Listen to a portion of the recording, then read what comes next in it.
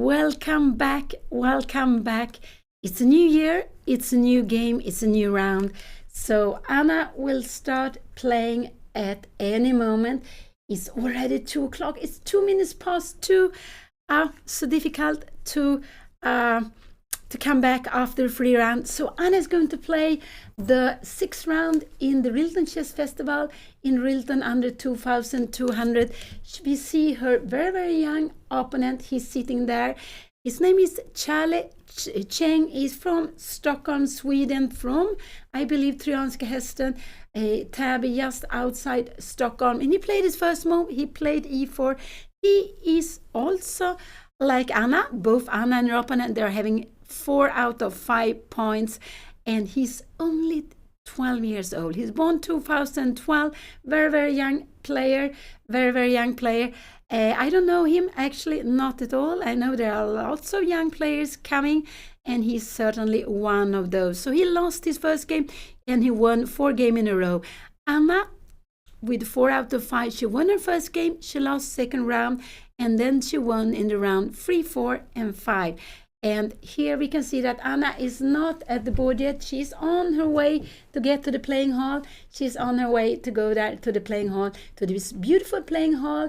In the chess festival, RILTON, is held in Scandic Continental in the heart of Stockholm, very close to the railway station.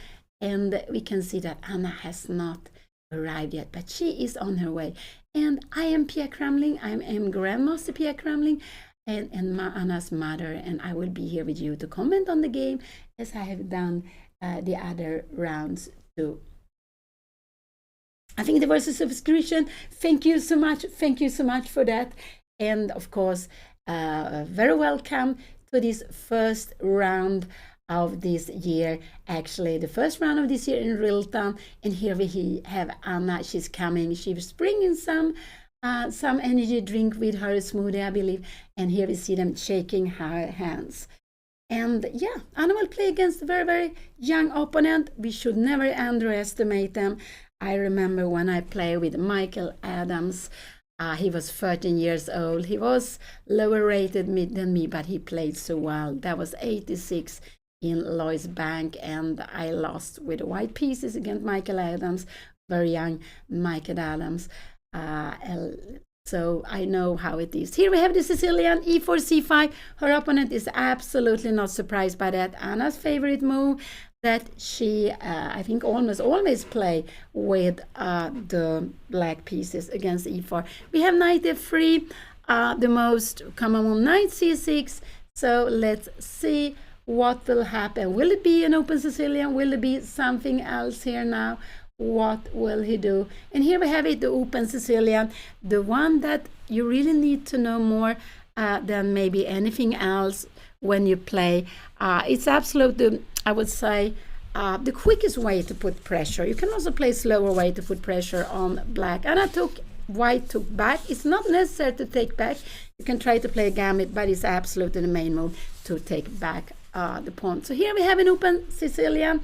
Will Anna go for what she played 2 days ago? Not 3 days ago, 2 rounds ago, but 2 rounds ago. Here we have knight f3, knight f6, and I guess her opponent will defend. We will see.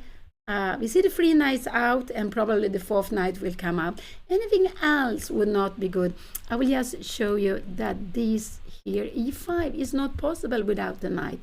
This is a very, very well-known trick.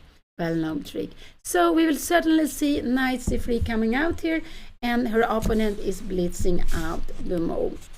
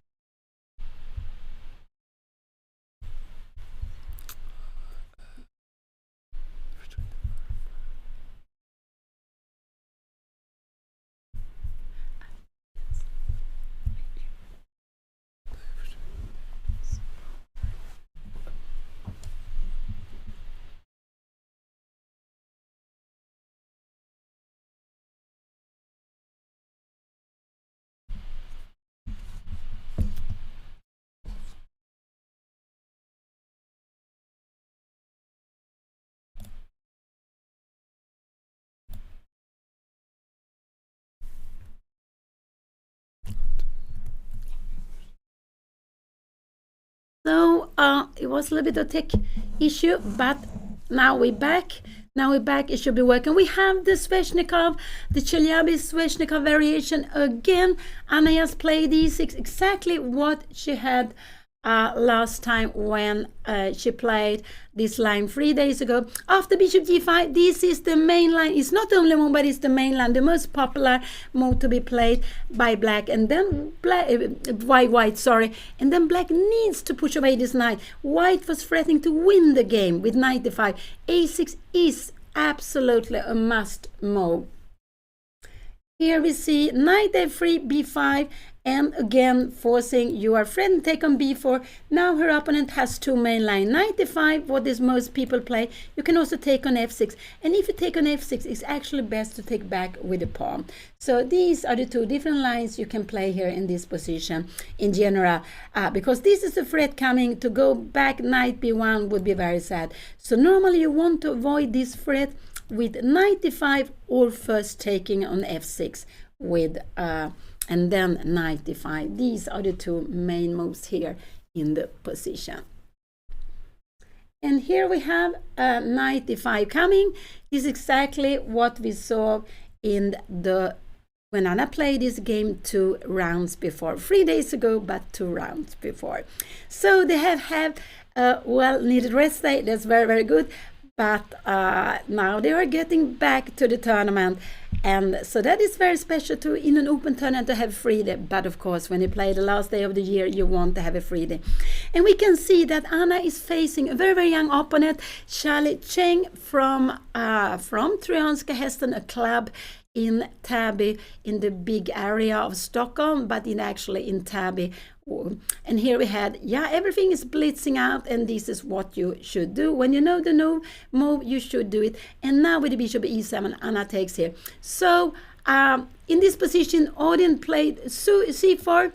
Her opponent played c3. Brolin, some days ago, he played c3. What will her opponent do? This is very, very exciting. What has he been preparing? Because he had a whole extra day to prepare this position. So, of course, her young opponent is well prepared. He's only 70-75. So, Anna was the last one in the group of players with 4 out of 5. She was the last one to have last one in the higher group, and that's why she's playing against the one with less rating.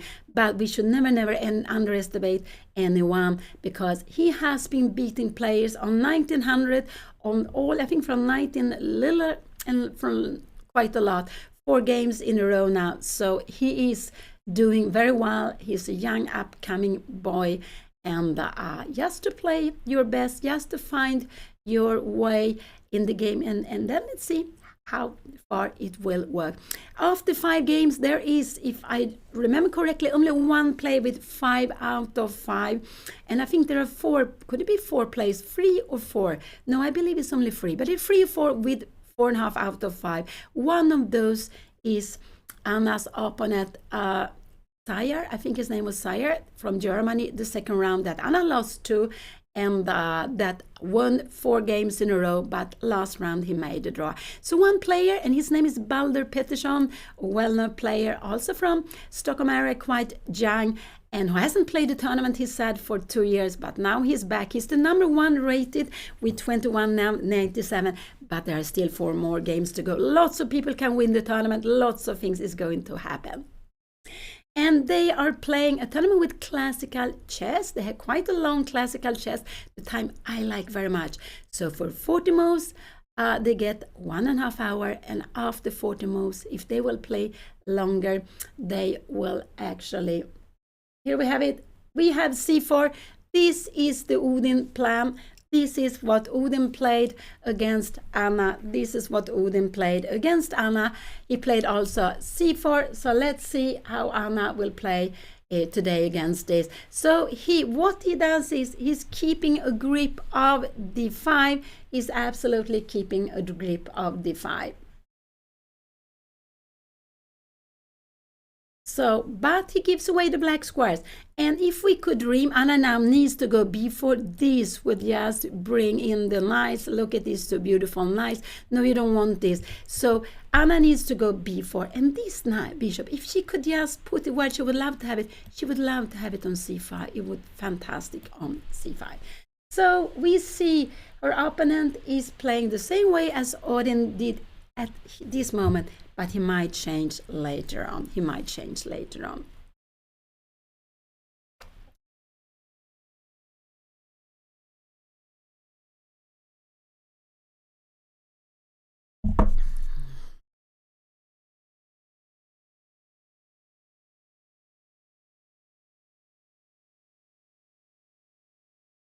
So there are 154 players in the tournament. This is the second tournament in RILTON Chess Festival. RILTON under 2,200 for players up to 2,200. So there are no grandmasters, there are no international master in that group, but other players with titles. And Anna is seated number 15 among these 154 players. She is very close to the top. She is really up in the top with 4.5, with 4 out of 5. Absolutely. Exactly like her young opponent too. But there are 4, I think there are 4 players before them. I think so, 4, it might be 5, but only 1 player with 5 out of 5. And then in the highest group, RILTON Cup, there are around 115 players. And there are also some exceptions. Some players who have little less rating, 2,200, they have gave them a chance to play there. So it's close to 300 players. And today there was the start of another tournament, RILTON under 1800. They are playing 7 games in 4 days. That's quite tough. And they are having double rounds. So they started in the morning, play morning, afternoon, all the time until the last day on the 5th of January, where they only play in the morning. So lots of chess, lots of players. I didn't check, I don't know how many players are playing there, but I would expect something between 60 and 100 players with rating up to 1800. So lots of players, more than 300 players in 3 different groups, and that's quite nice to see. Anna went up, also a young opponent went up, and here, but it's Anna's time, and I guess she went just to get maybe something to maybe some coffee, some tea, or whatever it is. But so that's why she is away. But she will be back at the board at any moment. And it's true, yeah, the clock is always ticking. The only time you can stop a clock is if you want to speak with the arbiter, you think something has happened, you want to make a claim of any kind. Or maybe the clock stopped working, so then you stop the clock, you call the arbiter. But otherwise the clock is ticking. It's ticking when we go up. If we go to the bathroom, we go to take something to drink, it's ticking. And if we lose on time, it means that we lose the game. The result will be the same. We will get to 0. So losing on time or losing on the chessboard, the result will absolutely be the same. And of course we need to have clocks. Without clocks, the game could be continue for very, very long time, and it has to be finished also. And they're getting quite a long time, but less than when I was young. We were playing games much longer. We were even having adjournments, which meant that something was after 40, 50, 60 moves, but I think it was lots of time after 40 moves, we stopped the game. We put the next move, we wrote it down put it on a paper, wrote it down, and put it in an envelope. The arbiter closed. We closed it. We gave it to the arbiter, and then when the game was time to play again, yeah, you took up it. So what has happened? Have they played some move here? C4, I guess b4 was played. Knight c2 was played. And let's see what Anna will do here. Last time she played against Odin, she actually made castle here. So let's see what will happen here now.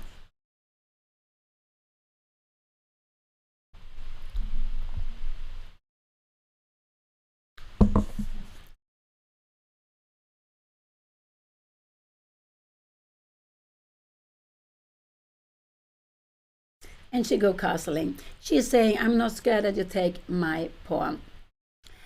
Odin in this position played h4. What more can you can go g3, you can go bishop e2, you can grab the pawn, but you will get compensation for it. So you can do all of these different things. In blitz, I think in blitz and rapid, I think he's not so much higher. I'm not sure he has rapid. I think he has rapid rating. In blitz, I think he's about the same, maybe a little bit over 1800, but I don't think so much more than 1800, not so much more. But I think he has a little bit higher rating in blitz. And I think, and here we see he goes queen f3. He is playing this queen f3 move. He is playing this queen f3 move here. And so he has some idea of taking on f6. This is his idea.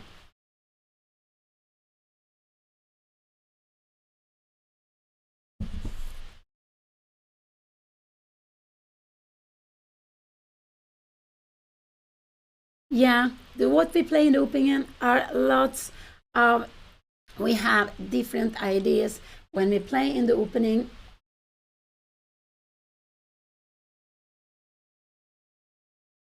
Yeah, of course, Karkan is also a very good opening. Anna has been playing Sicilian for all her life, so that's what she does most of the time. But it's good to play different things, of course. So he goes bishop f, queen f3. He is planning to take on f6, maybe. I'm not sure he's really planning this, because we get the double pawn, but we will only take back with the queen when we open up. I'm not sure, but I guess if you want, you can always move away the bishop. You can move it to different squares here. You can absolutely move it to different squares.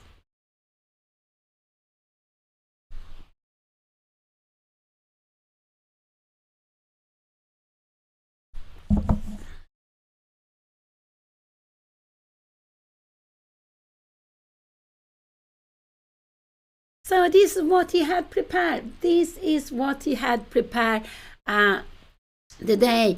And this has been playing now, coming now, this move, queen f3, just to put pressure here. I think his plan is actually to go, could it be to go long castle? Yes, I think it could be or rook d1. I'm not sure what his plan is here now, but I think it rook d1. But in general, the plan is to put pressure here and to go rook d1. So I think he's planning rook d1.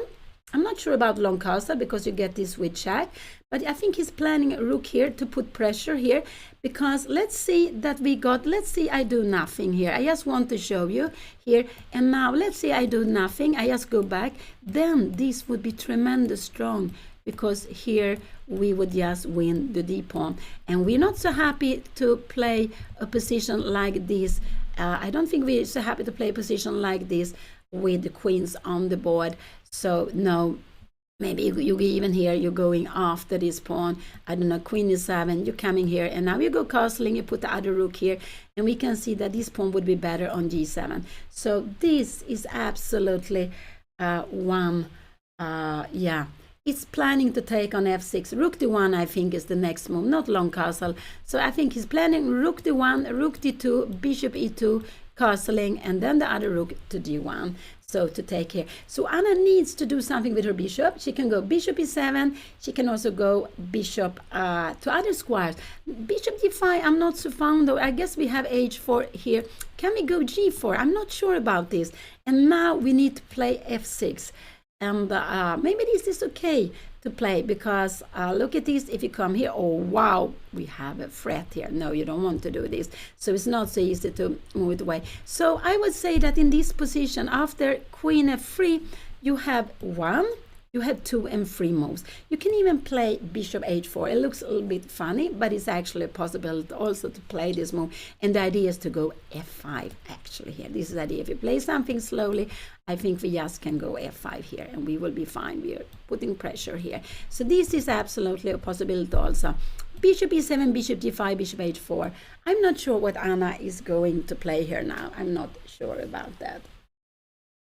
Yeah, this knight on d5 is frustrating, is very strong, and this is the reason why white in the opening, white, look at these pawns. The pawns are on white square. The best bishop for white is the dark square bishop, but white gave it to white to win time. So white has given the bishop here to win time and to get this big knight, this monster on d5, this very annoying knight on d5. So white, and this is absolutely the main line in this variation, Sveshnikov, Chelyabinsk. It has different names. Sveshnikov after Grandmaster Sveshnikov, who just passed away some few years ago. He had very many interesting ideas in openings, and but some other players prefer to call Chelyabinsk. So it has different names. This opening. But the knight on d5 is bothering this queen f3. I think is more. I don't know if it's so common. Anna now is going into deep thought. It could be bishop g5 is the main move. Yeah, they lose logically. You avoid a long castle, but I don't think you want to avoid. You don't want to do it. And the idea after you come here and after g3, yeah, then we can. I guess we can go f5. So the idea is to go g5, and now we have a huge threat of going here, and we don't want to go g6 because now I guess we will start. I will just show you if you do something slow here. We will probably start doing this. And we're having queen h4 coming. This is getting scary. This is getting absolutely scary. No, I don't want to play this. So go back. So 1, 2, and 3. These are the different moves you can play. These are the different moves you can play here now. And bishop g5. I expect maybe Anna to go bishop g5, h4 here, bishop g4. You need to go f6 and to play this position. I guess maybe bishop e2 is coming, and we go a5, and I'm just wondering what will happen here. I'm not sure where this king should be actually. I guess I want to have it here. I'm not sure I would like to put the king here. I think the king is safer on g8. It should be on h8, but I think it's here on h8. If it opens up, it could be a mate here. I would prefer it more here. So this is one way of playing for Anna. Another one is to go bishop e7. She can also go bishop h4 here now.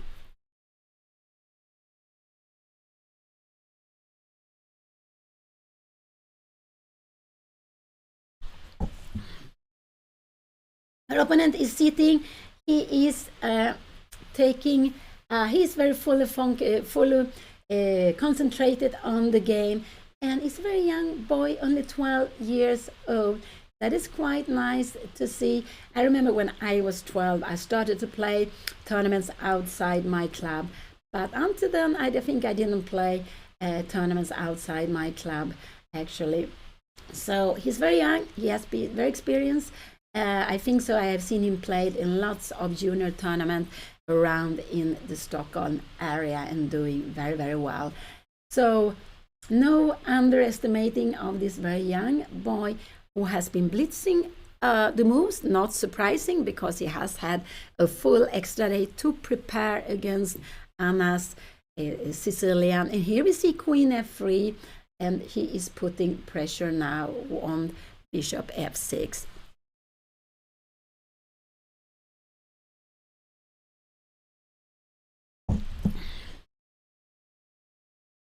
Anna takes her time. What will she do?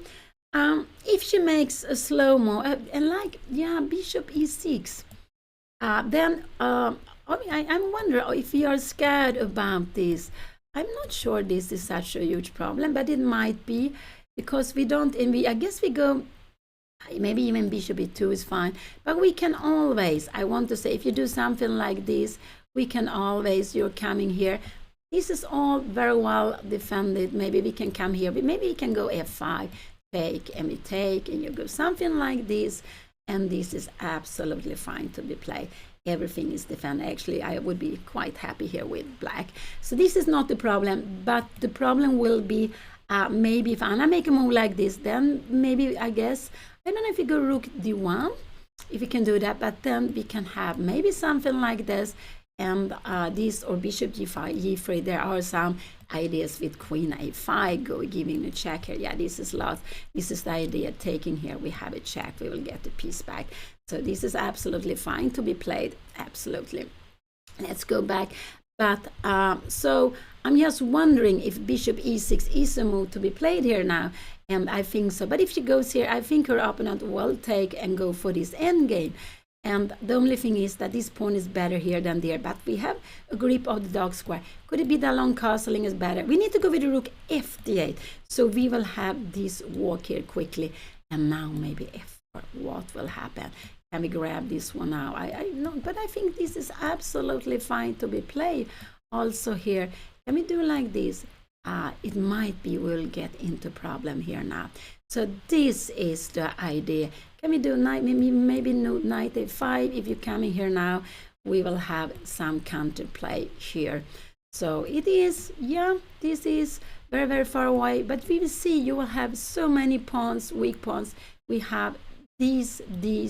This is not so weak, but we have this pawn structure. So taking an f6 is absolutely White's plan here now. It's absolutely White's plan. Yes, so Anna, she has more clothes, she has new merch coming out today. We can see that Anna is playing with her own hoodie today. I think it's yellow on the back side. Quite nice. But today there are some new clothes coming out, some new hoodies. I think there was also some caps, Anna, and some kind of hats also. So there are things coming out today. Just go in to Pia Cramling and you will find it. You can see it also in the chat where to go.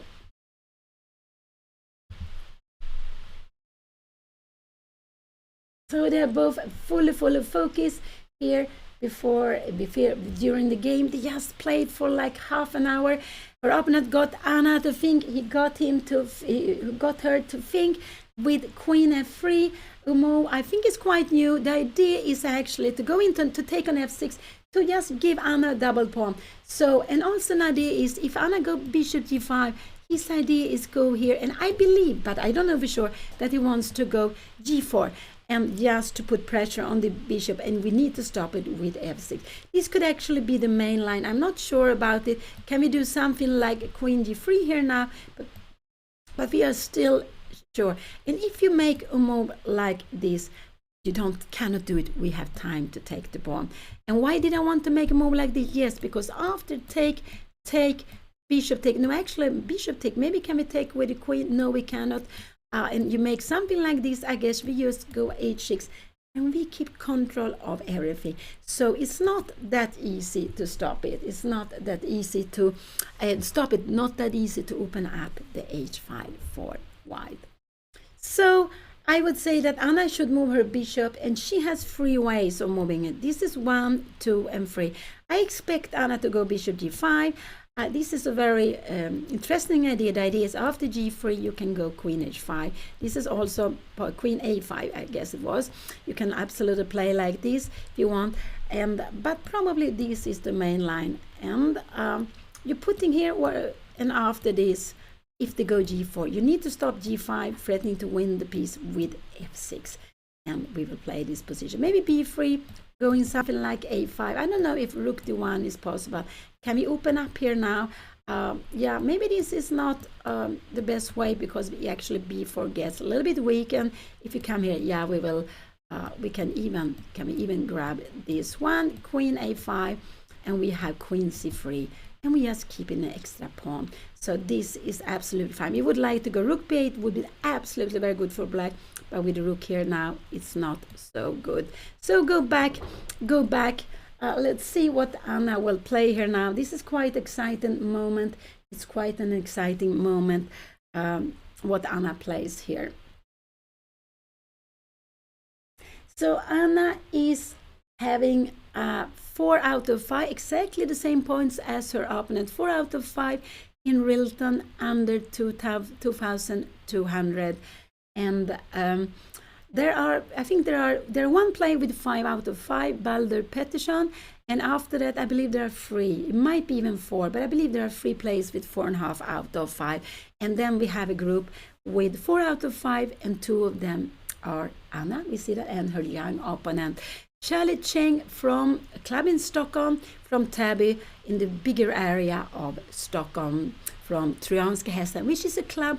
It's one, we have lots of clubs in Stockholm.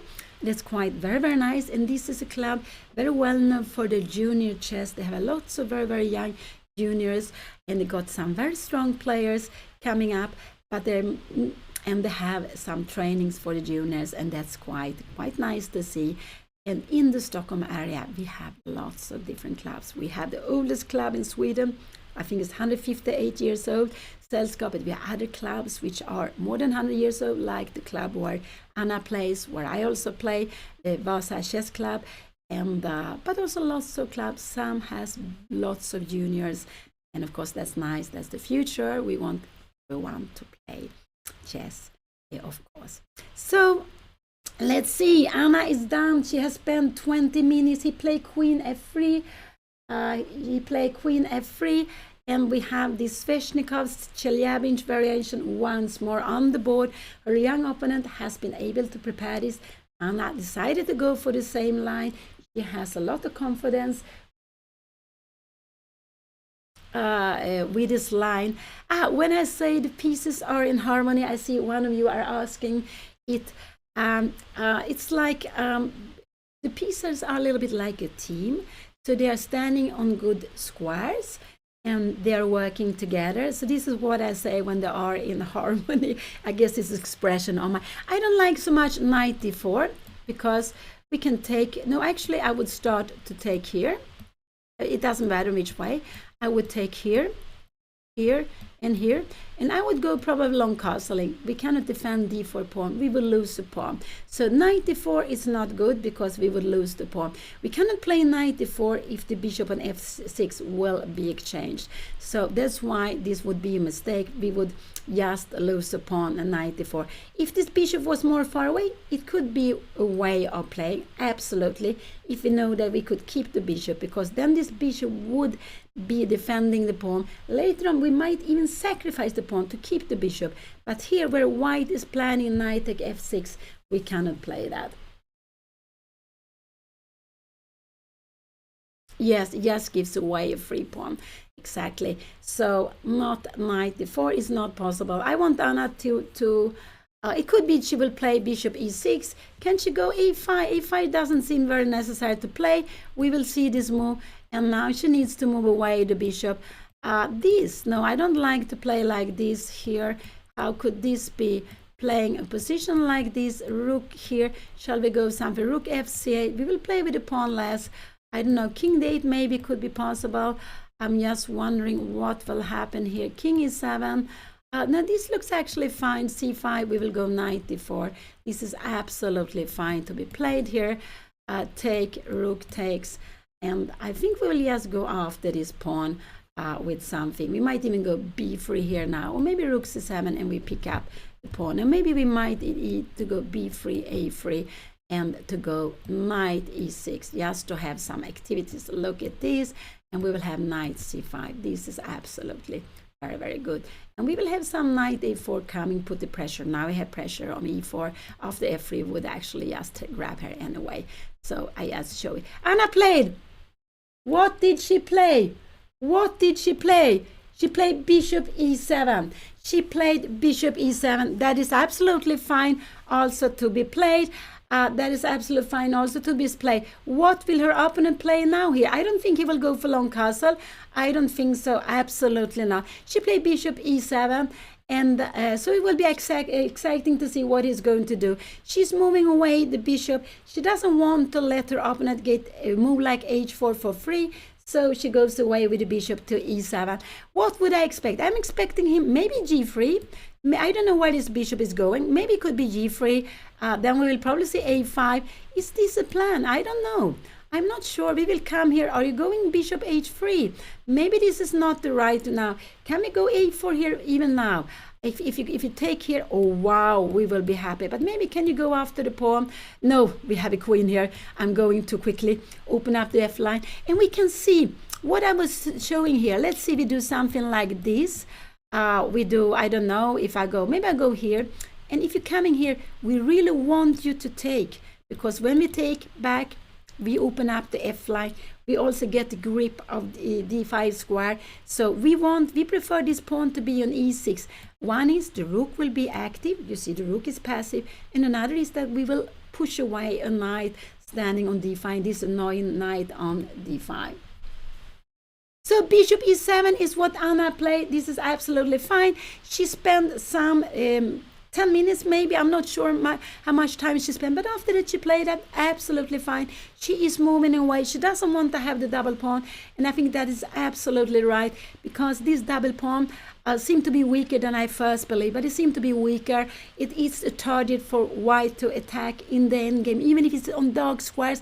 With two rooks, with one rook, it wouldn't be such a big problem, I would say, but with two rooks, it is dangerous, because the two rooks can, when they get active, it's more danger. So when you are playing, and there are two rooks on the board, sometimes if you are better, sometimes this is the best way to actually to change one of the rooks. You can use your advantage. Sometimes if both rooks are very active, this is very, very good, very dangerous for the opponent. So two rooks can always be much more trickier than when it's one rook on the board in the endgame. And remember that rook endgames are so common. They are like half of all the endgames we are playing are rook endgames. That's why we have to train them. But we have to encourage ourselves and think that rook endgames are fun to play. And we are learning lots with them. We're learning how to use the rooks. And they are fantastic, so strong in the endgame with open lines. I am not sure if f5 could be coming. g3 here. Could f5 be a move? I'm not sure if f5 is a good move to be played here now. We have bishop d3. This is maybe the problem why it's not, and bishop is more active. And in general, yeah, so maybe this, and now we kind of go queen d7. We have something here. We don't have e4. Do we have e4 here? Knight e5. Yeah, this looks not so, maybe this looks actually, can this be played because of the king f1? Oh, wow, we have this. But it could be king d1. And now we would have the bishop on g5. The bishop on g5, we would have one pawn move. Now we go here, but we are moved after. I'm not sure how this is. I think this is absolutely some compensation. But now you have knight f4.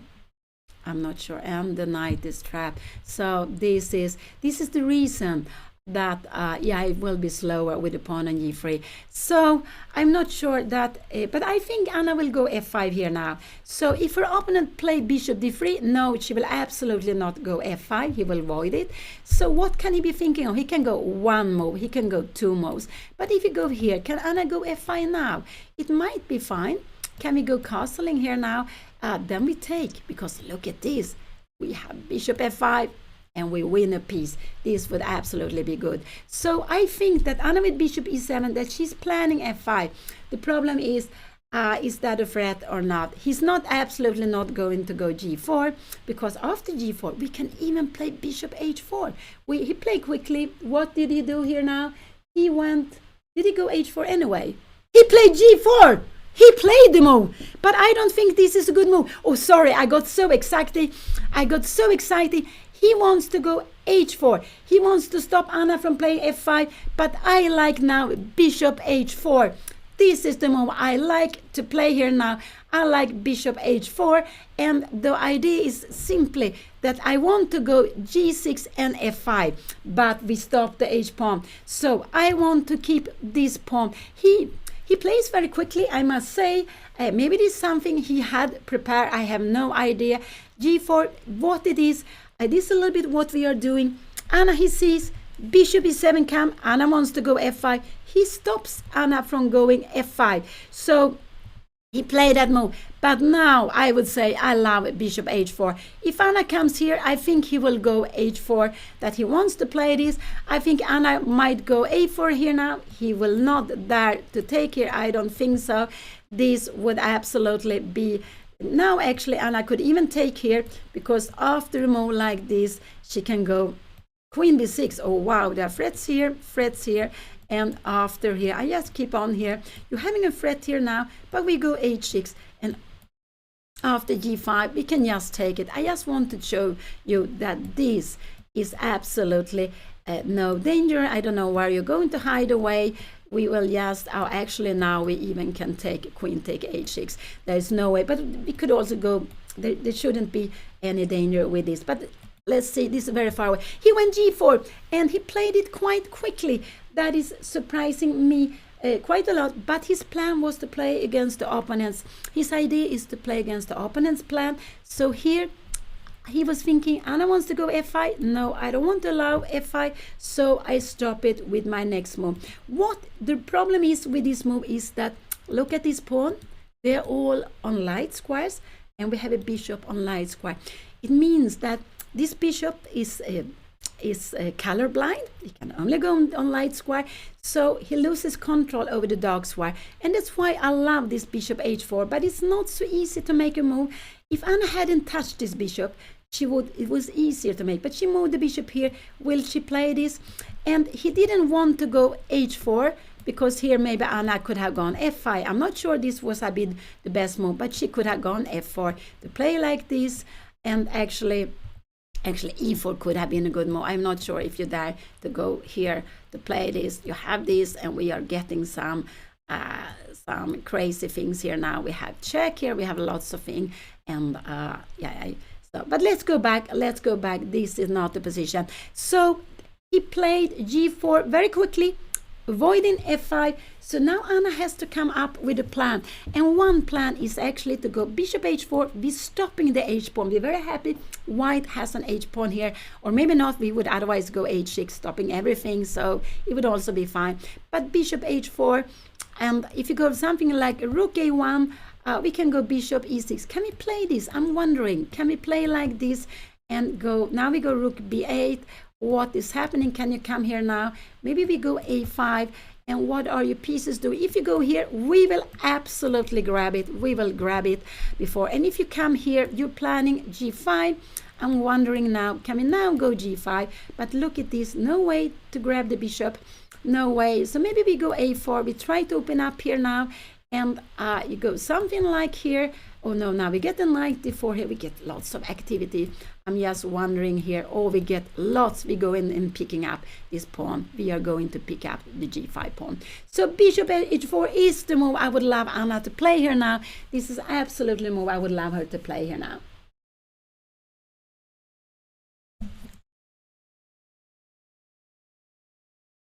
But she can absolutely also play a5. She can go rook b8, h6. No, I don't think she could go h6. And the idea, after a move like this, we would just grab the pawn. There's no danger here. We will just put away the bishop, keeps everything under control, because we have this bishop defending here. We're blocking g4 pawn. So this cannot go further to try to open up. So this is just good for black. This is absolutely good for black.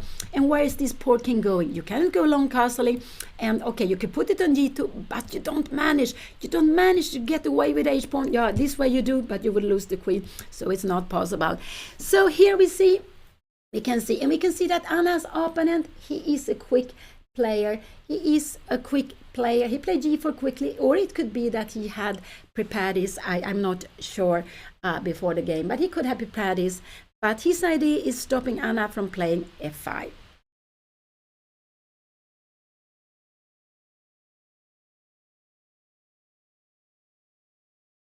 So Anna just, she's playing with her own hoodie today, and there is a new merch coming out today with different clothes and different other things.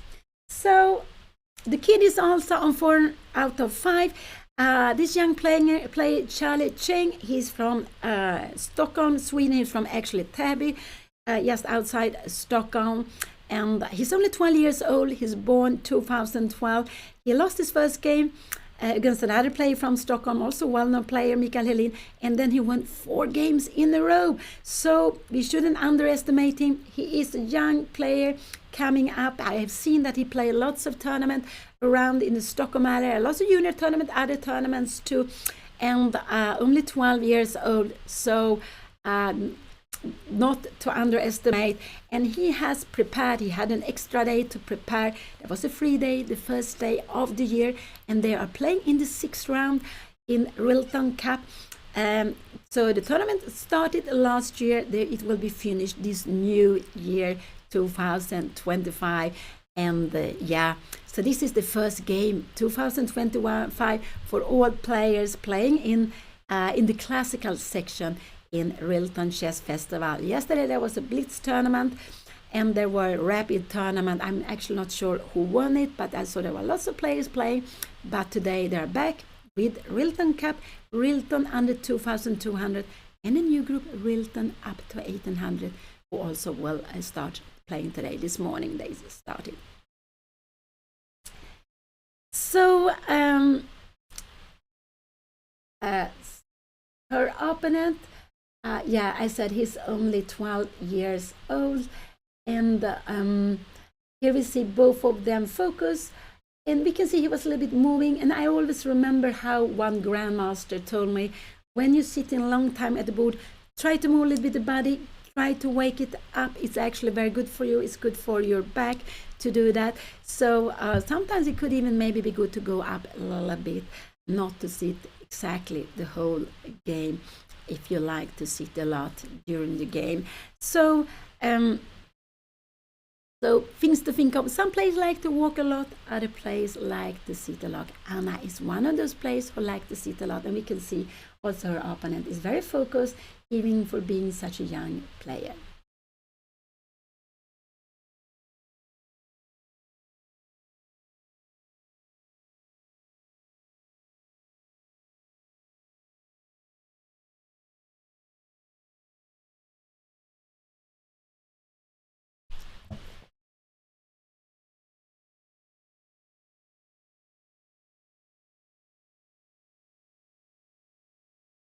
Yeah, the finish, was it the 1st of January? I think the finish, yeah, the Rapid and Word Blitz Championship, or that was held in New York. Yeah, there was a chair between Magnus Carlsen and Nepo in the open section, and I know Yuan Jun, the current woman world champion, won in the woman section. Yeah, it was a surprising result. I don't know what to say about that, but it was just a big surprise to me. I'm not surprised that Yuan Jun won among the women. She has been doing very, very well and showing that she is really a very, very strong player. And she's the woman world champion. She has been defending her title. She was also the winner of the Norway chess, the woman tournament they held for the first time last year. They had it in May, June last year. Very, very beautiful that they made a woman tournament, I must say. And I was very happy that I could take part in it. But we can see Yuan Jun is making lots of good results. And she is the second highest active woman player after Hu Yifan, also from China. So let's see what will Anna do. She takes time now. She has been spending 10 minutes. She has been spending 10 minutes. Her opponent stopped her plan. What will she play now? What will she play?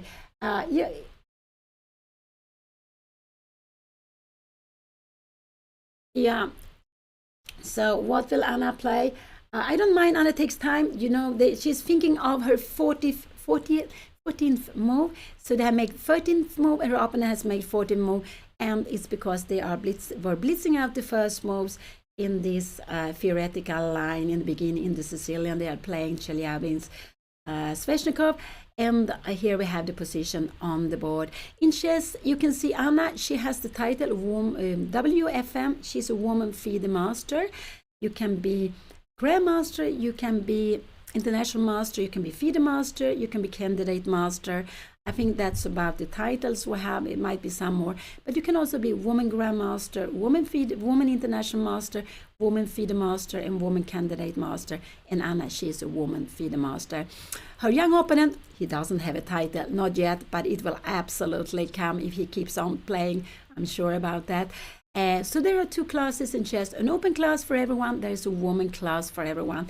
So there is a world championship in the open class, in Blitz, Rapid, in Classical, but there is also a world championship in Blitz, Rapid, Classical for women. So women has actually double chances. They can play in the open class and they can play in the woman class. And the reason is that women are still very, very little part, a little bit. There are so few women playing.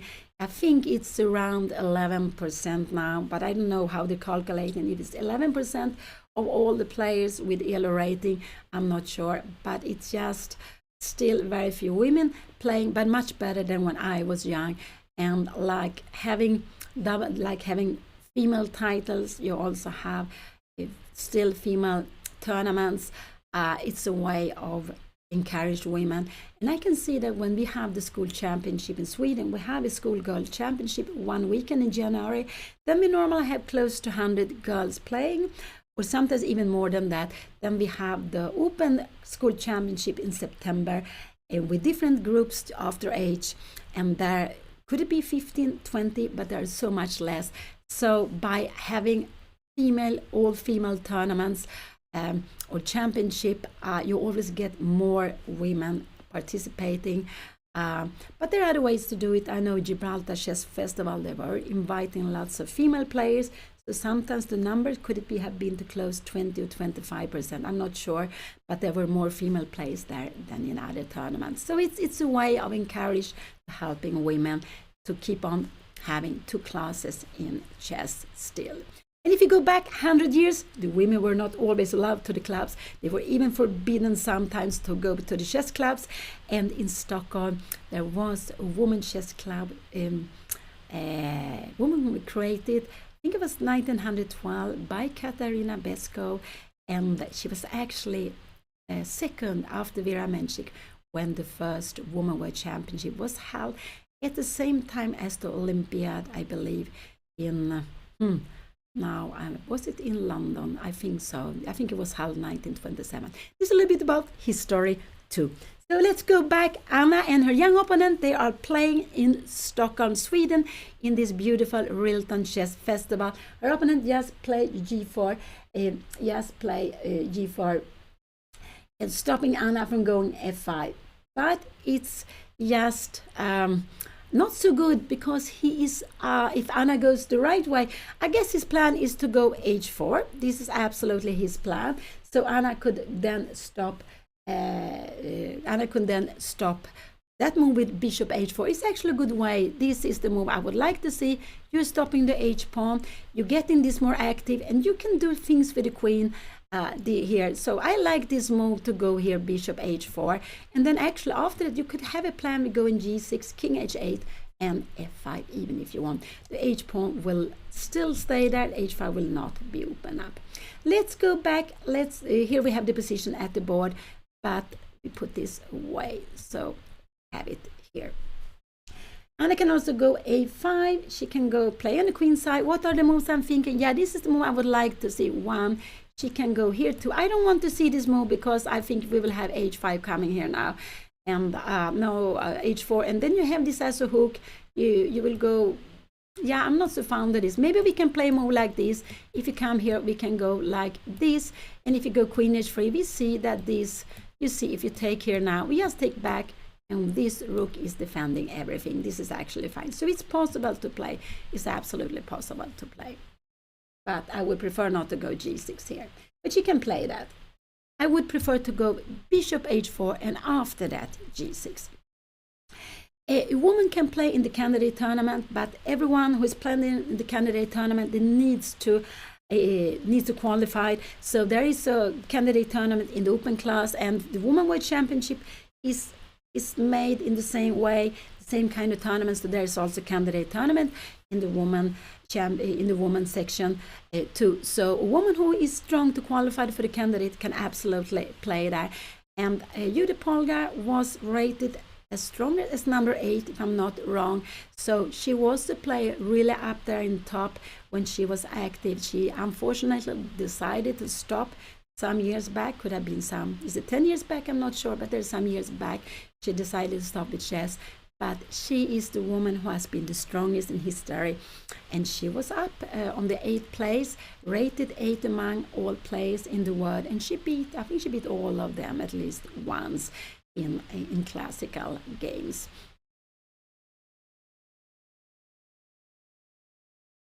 And I was on the way to move. I didn't see that. So she is going to play. What did she do? Which bishop did she grab? Which bishop will she grab? She will grab a bishop, and we see she's going queen A5. She goes queen A5. because she wants to go b3. This is a big threat of going b3. This would not be such a good move. We have rook b8, and coming here now, we can just go rook b4, taking here, and we would just be in a piece.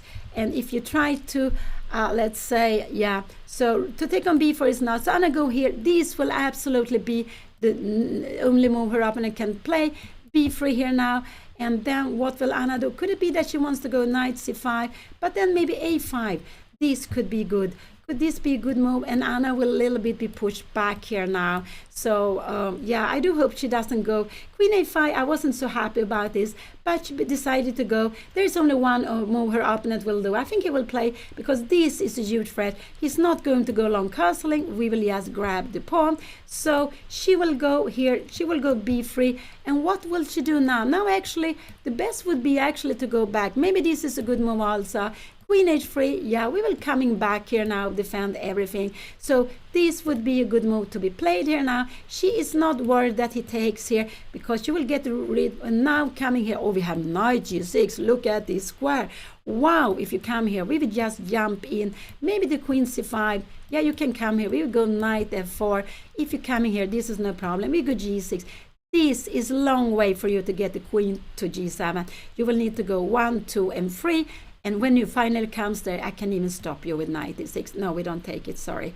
Go back. So, but this would be fantastic with the grip of the black square. Her opponent will absolutely go b3. Anna has a threat of winning the game at the spot, winning a game at the spot. Anna threatening to win the game with b3. If you go knight d3, we will absolutely go b3 anyway, because what to do with the king? No, you cannot allow this. So her opponent only has one good move, and it's to go b3. Taking the bishop would be like, this bishop is passive here. This knight is very good here. So no, you don't want to take it away. He will absolutely go b3 here now. He will absolutely go b3. The intention with g4 was to stop Anna from playing f5. This is the reason he went g4. And this is one way of playing. It's absolutely a good way of playing, that you think, oh, what do my opponent want to do? My opponent want to go f5. I stop it. But here, it wasn't the best move, because white doesn't have the dark square bishop. So white gets weak here now. And Anna has this beautiful bishop h4 move. She wanted to go here now and bishop h4. Can we go an a3 move here now? Check, and now b4, but now we are coming back here. You can do something like this, and I'm just wondering, can we do a move like a5? Maybe this would not be good. Maybe just here we taking away this knight. If you're coming here now, here we will just, you get another knight here, but we will just go and change this knight, I guess. Maybe we do something like this, and we are going to change it. And look at this, we go maybe rook b8, maybe queen b6. What about this king? Let's go back. And here we see the only move he could play. He played it quickly, b3. Now I do hope Anna will go bishop h4. I do hope she will go bishop h4 here now, because I don't want her to go queen c5, because then actually this is a good move. The idea is that after here b4, the queen has to go to a7, and the queen is actually better on d8 than it is on a7. You can even go b5, but no, I don't think. Is this here? Aha, you have some tactics here now. Oh wow, this is getting a little scary, because in a position like this, what is going to happen here now? Oh, what is going to happen? Oh, there's so much tactics here. Taking bishop. No, now we have bishop d8. We have a check here. Oh wow, we have some checks. Oh, this is too much. We have a king coming out here, and after a move like this, we have probably queen b2. And wow, we're playing with the piece up, but we have a good king, and this king is just very, very weak. Let's go back. This is not a game, but it could be tactical. So, but I expect Anna to go queen c5 here. This is the logical move after queen a5, because b3 was more or less forced. You can see her young opponent, Charlie Cheng from Trianska Hästen, Täby, Stockholm. He is, yeah, sitting at the board, very focused, and I would say that this is very impressive to do that. He's only 12 years old. His rating has been coming up very much, I think, the last year, and I think it's, but he's absolutely a player to be not underestimate. He's young, but he has been doing very well. He, like Anna, both of them are on 4 out of 5 points. So He lost the first game, and then he has won 4 games in a row. And Anna won the first game. She lost the second round. Her opponent in the second round, he's actually 4.5 out of 5. He's up there in the very, very top. And Anna is just close behind like her opponent. And then Anna won in round 3, 4, and 5. So she's also having 4 out of 5 points.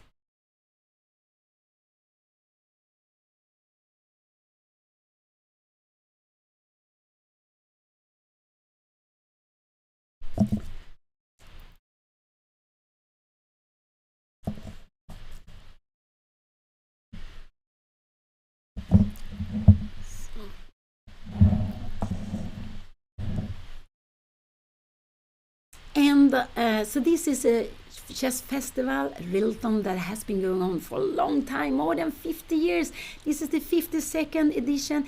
It started in the beginning of the 70s, and it's named after Tore RILTON, who is the main. He was giving money to tournament in the beginning, and when he passed away, he gave part of his fortune to organizing a tournament, a strong tournament, where with international players, with an international tournament. Here we see Anna comes back. She's sitting at the board.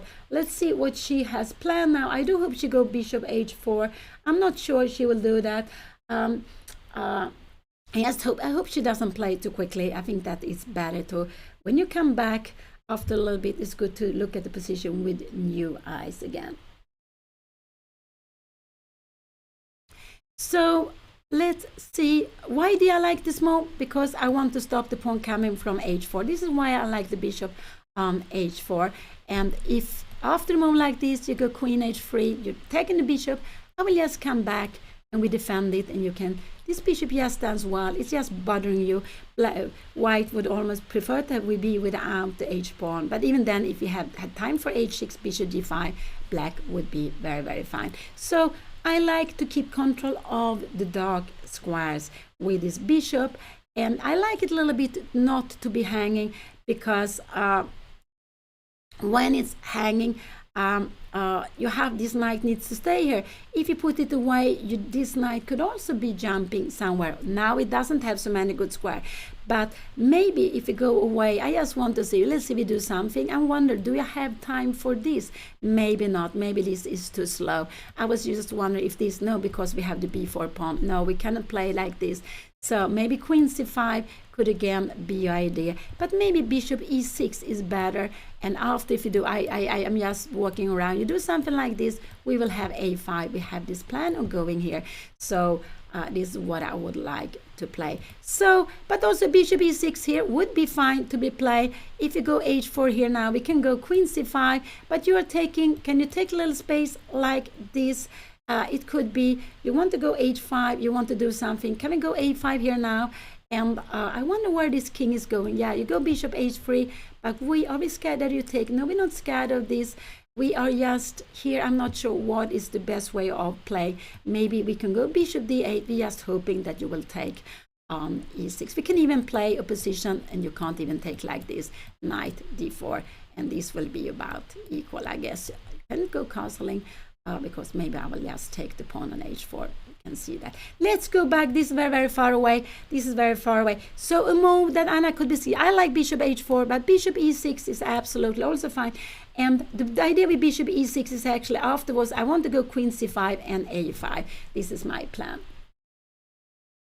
He hasn't castled because he wanted to stop Anna from going f5. He wanted to play against Anna's plan, so he put the pawn on g4. So his king is still in the middle. Anna was having some huge threat here, so he played b3 to block Anna's pawn. Now it's not possible to move this pawn any longer.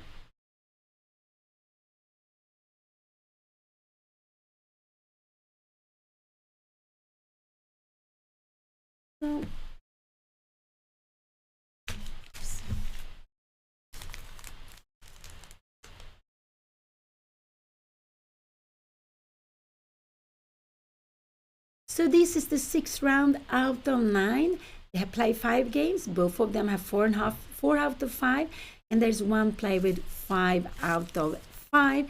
And then there are 3 or maybe 4 plays with 4.5 out of 5. And there are 3 more games to go. 3 more games that will be held tomorrow, the day after, at 2:00 p.m. CIT time. And the last round, the round number 9, will be held on the 5th of January at noon. So there are this game and 3 more games to be going. Very, very exciting. Very, very exciting to see what will happen here now.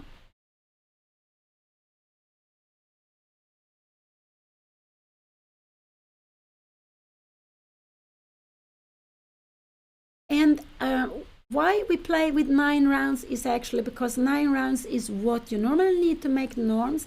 This is an international tournament. You can make norms if you play against players with titles, and also you need to make a certain performance.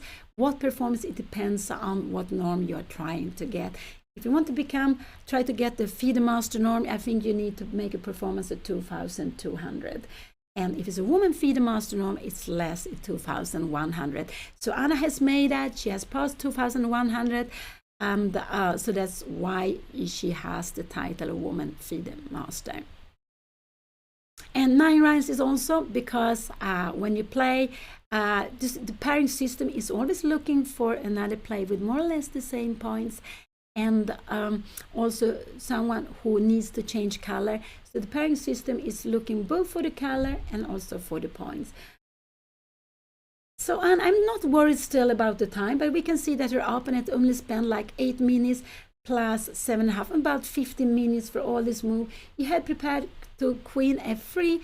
Now they are both out there playing themselves.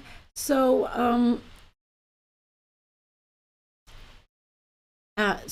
he has been thinking a little bit more time, but he played G4 quickly. B3, that was more or less the only move he could play. He also played quickly, and that was more natural. But G4 was surprising me that it came so quickly, but he wanted to stop Anna from going F5. So where he's going to put his king? I think his king will come to G2. I think this is his plan, to move out this bishop and put the king to G2. This is what I expect he's going to do. Could it be that he wants to put it on E2? It could be also, but it could also be an idea. So I expect him, I expect him to put the king, actually move out the bishop and to play the king to F1 to G2, to keep this rook here, and expect him to go H4 if he will be allowed to do so.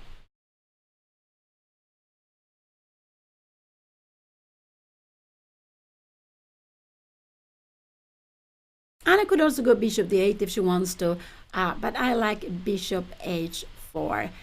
This is what I would like, because it's just stopping the H pawn from moving. What more? Yeah, maybe bishop E6. But if she doesn't go this will be her opponent's next move. Her opponent is planning H4 now. This is what he's going to play if he's allowed. So the question is, will Anna stop him from playing this or not? Yeah, rook H7 is possible also to be played. I think we will see H4 now. Can this be a move? But then, now this is actually no problem. We can even play like this. Can we take here now? I'm wondering B4 here now. Oh, now there are some knight d4 tricks here. Oh, wow. Because this is defended. Wow, rook A7 is a good move, because after here we can take here, you go somewhere, maybe you're coming here, and we can actually go bishop G4. The main point is that this is defended. You can come here now, we go rook D7. If you try to defend it, I guess we go rook C8, and we will actually pick this up. The C pawn. This is fantastic for black. This is just winning for black. So let's go back. What did she play? What did she play? She played bishop to d8. So she's allowing, her plan is to go h4, bishop, queen c5. This is her plan. She played bishop d8. So she's playing according to plan. Her plan is now queen c5. We see that this cannot go, but I'm a little bit scared. What will happen after a move like this? After here, b4. The queen is almost trapped, but there is the square. She can go queen a4. You don't trap the queen, because we have queen takes c2. So we can play it, and if you go knight takes c4, yeah, we can go knight d4. Knight d4 is actually a very good move. We can also go knight b4 if we want to. Both of them are absolutely fine. No, so you cannot play this. So after this, if he goes a3, this is not winning the queen. We cannot go back, we cannot come here, but we have queen a4, and we are threatening here. Can we try to do something like that? Now we are planning to win the queen, but we have a fork. We have a fork here. Remember, with the knights on board, the knights on the chessboard. Yes, there are always tricks. So let's see what he can do. I expect him to go. I expect this to be the continuation here. Queen c5. This is what I expect. Will he dare to go g5? Can Anna then go f5? I'm wondering, can she play like this, opening up here? It could be. This h pawn is still here. We're actually maybe happy that the pawn is here, and if because we're putting some pressure, we are actually threatening bishop take h4. Let's see you do some slow-mo like this. We would have bishop take h4. We have threats here against f2. Look at this, and here you go here, but we will have queen take h4, king d1, and yeah, we can just take, we can do whatever we want. Everything is just fantastic here now. We have lots of threats. Go back, let's go back. So it could be that Anna, if her opponent go here, I expect Anna to go queen c5 and planning a5 here now. This is, I think, is her plan if he go h4. So it's very exciting to see what he will play. And I expect now it takes a little bit more time, but I think he plays quite quickly. Will he be? He's not as quick as Anna's opponent in the second round, but I think he is the second quickest player because it looks like he's on the way to play already now here now.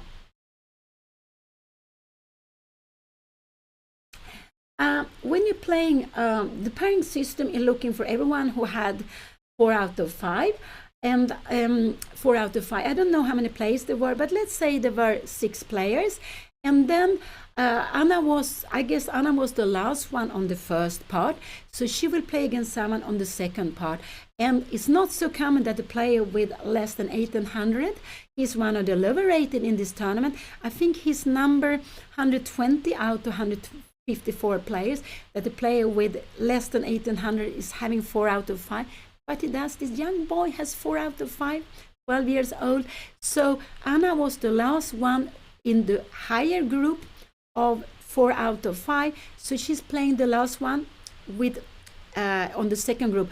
Also because the color works for them. If he was going to have black today, they would not have played. He would have had another opponent, Anna would have had another opponent. Because the pairing system looks for the right, looks for the player, but also the player with the right color. So this is why Anna actually, after winning yesterday after 2 days, winning in the 5th round, she played then against Lelle Eriksson also from Stockholm, and he had 1951 in rating. He was higher rated, actually with quite 150 points, I think, 120 points, sorry. But she played lower rated today because of that she is just the last one on the first part with 4, first half of those with 4 out of 5.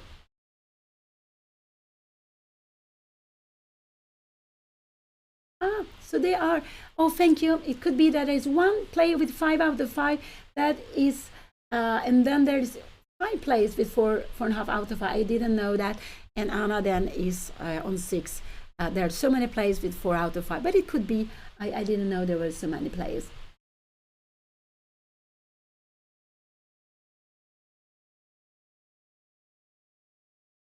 And this is an open tournament. It's open for any player with a rating up to 2200. If you have less than 1800, yes, you can play there also. There is another group for up to 1800 for those who prefer to play with players which are not that much higher rated, but it's open for anyone in the open class with but if you are stronger than 2200, yes, then you play in the first group. You cannot play in this tournament. So there are very few women playing in chess in general, and when you come with age, when you get with women, getting older women, getting up to age, you can see even less. So but with time, I think this also will happen.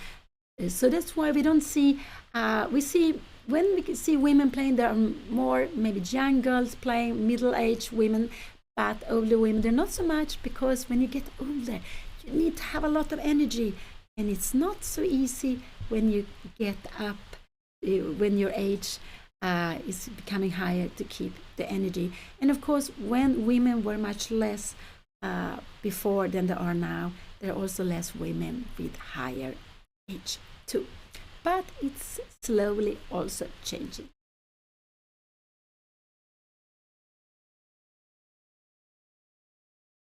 But he's thinking now, I think that he's doing well. I think this is very good that he takes time. It looked like he was going to move, but he's thinking, and that is very important to be able to do, because it's a classical game. You should use your time in a good way, because otherwise you might play too quickly and make something you shouldn't do.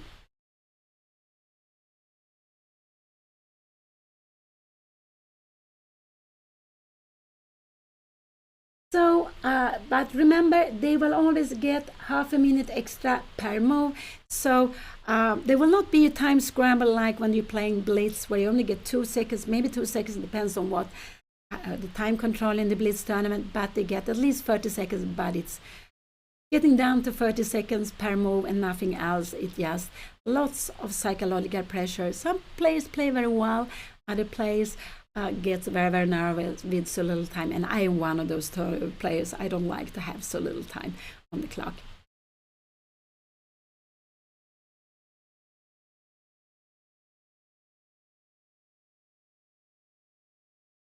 And we can see behind the players, other players playing the same group as Anna and her young opponent, Charlie Cheng from Trianska Hästen, Täby, Stockholm, Sweden.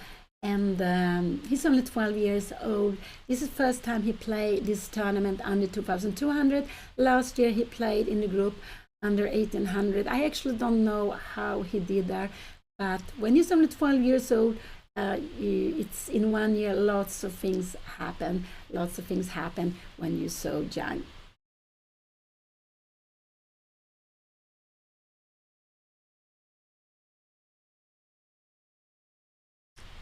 So now they are both focused. Anna is playing according to plan. So what she wants to do, I think actually, could it be that she also wants to go bishop b6, bishop c5 could be an idea. I thought it was queen c5, but it could actually be bishop b6, bishop c5. I just want to be careful so the queen will not get lost, but I don't think so. But we have to be a little bit careful, Good that it not lost, but that it not will get trapped there.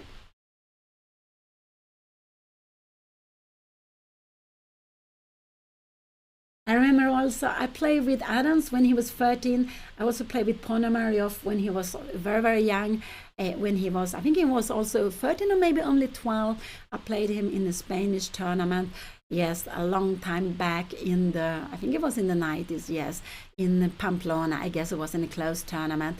So, and that was not so easy for me to play. Maybe not so easy for him either to play, because there was not so many women playing at that time. But now that is changing absolutely. So let's see what he will do. But he takes his time, and that is very, very good. He absolutely thinking what to do. So I'm not sure if Anna's plan is to go queen c5, a5, a4, or if she's planning bishop b6, bishop c5, and then queen d8. I am not sure about this. I'm a little bit scared of bishop b6. Let's see if we do something like this. Can we go bishop b6? Can you go g5 here now? No, we have bishop d4, but can you go h5? Because now you're planning h6, and we don't dare to do this because we have g5. So bishop d5, h5 is a little bit scary. What will happen here now? We will have time for h6, and this would be very, very dangerous. I do hope Anna don't want to go bishop b6. If he goes h4, bishop b6, if he goes a move like this, now I guess you can go bishop b6, because after here we will have bishop d4 maybe coming. You're moving away the rook here somewhere. Now we can even take here, and after a move like this, we are now even grabbing here. You have h6 here now, but we can go f6, and after here maybe we can take here queen h6 here now, queen what is happening in queen h3 here now. Oh, we have even queen e4, and we are keeping everything under control. But it's lots of tactics, lots of tactics. So if h4 is coming, bishop b6 is not possible. That would be very, very bad. That would be bad. So now he's taking his plan. What is he going to do? I was expecting him to go h4 when he is allowed. I was expecting him to go h4 when he's allowed. And with the bishop here, this is absolutely fine to be played. If you go h5 here now, we can go h6, g5. No problem, we block everything. But we need the bishop on the 8. We need the bishop to be on e8. So h4 is a little bit scary move to me, because this, and after h5, we need to go f6. But can we then go h6 here now? Can we go g6? Can you take here? Do you dare to do this? Go g5. We need to come back. Maybe do we have time for this now? Oh yeah, this is getting, now we have bishop h3, and maybe more like this here takes queen d8. How is this position? White is actually getting fine here now with queen e3, and do we have some c5?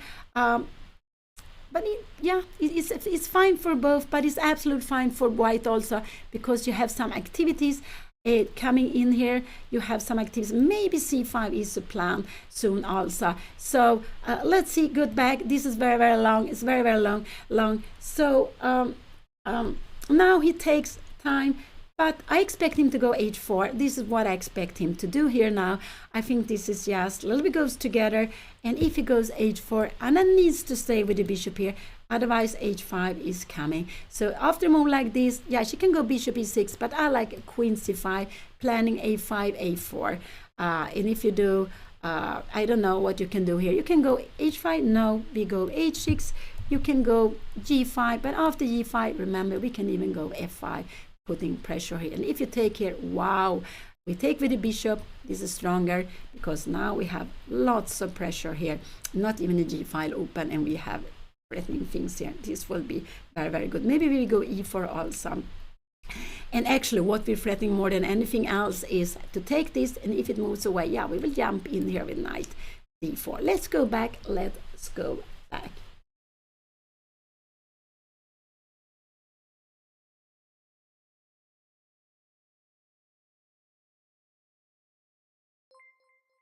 So, and Anna's opponent, he's so young, he doesn't have any title. He has a modest rating of 1731, but we shouldn't think of that. I thought actually it was 1780, but it's just 1731. But we should just play the game, not think so much about our opponent's rating, because especially young players, they can be playing much better than the rating. And Anna's opponent, he has won 4 games in a row. He, like Anna, both of them are having 4 out of 5 together with some other players, and so they are just behind the top players. One player with 5, and there are some few players with 4.5 out of 5. So anything can happen. There are still 4 more games to go. We are seeing the 6th round. After this game, there will be 3 more rounds in RILTON, this beautiful chess festival held in the heart of Stockholm, the most important international open chess tournament in Sweden, which has been going on for more than 50 years. Always held these days, because these days are good. It's easier for amateur players to take time free. And here he's thinking now. He hasn't done his move. It looked like he's on his way of moving, but he hasn't done his move yet. It's always taking place these days, and it's easier for amateur players to be free from school, or be free from work when there are more holidays. And you need to combine the chess with, normal chess life. So it's a very beautiful tradition to have, and it has been kept on going on for a very, very long time. Yes, Anna won in round 1, 3, 4, and 5. She lost in round 2.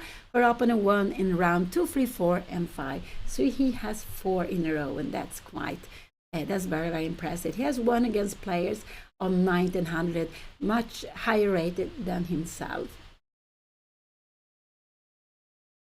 Yeah, it looks a little bit awkward for black, but it's not so bad, this position. I would say it's about equal, this position, because if white had a dog square bishop, yeah, this would be more dangerous.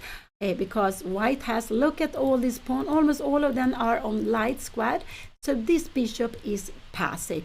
If white had a dark square bishop, which I don't know really why it would be best, maybe here on e3, but then the knight wouldn't have such a good place to go. Maybe on d2, pushing pressure, maybe this on d2 would be very good, putting pressure on b4. So yeah, a dark square bishop would, then white would absolutely be better. But now there's a light square bishop. It's a little bit, this a little bit back, but this bishop is doing good work, having control here. So Anna should be careful not moving it away if he goes h4. If he doesn't go h4, if he goes something like this, we are coming here now. Now go h4. We can even go bishop d4 here now. If we go h4, we can even go bishop d4, bringing in the bishop and take on a2. And if you take here, wow, we're so happy. You have a check, but this is no danger. Without this h pawn, it would be a mate. I think it called Anastasia's mate, but there's a h pawn. Can you see it? Rook take h7, king takes, and queen to h3 would be a mate, or queen to h1 would be a beautiful mate. But with h pawn, there is no danger, and black is doing very well here now. Let's go back. He hasn't played. So now he played against Anna's g4. After queen f5, he played against Anna's b3. But now he needs to come up with a plan. What do he wants to do with his pieces? Where he wants to have that? He doesn't want to bring this in because Anna would just, I guess Anna would just go in here now. She can also go bishop d6, planning to take it away. Can knight f5 be coming? Maybe we can even take it. I'm a little bit wondering here and go bishop d4. But maybe do we have a f6 move here now? g6. Now we are planning to get down here with this king h8, and we are just in time to defend everything, just in time. And if we have a counter here, when you move the rook away, we will have a tremendous counter. Maybe like this, maybe bishop c3, check first, actually. And look at this, we would have another threat, c2. This is very, very far away, very, very far away.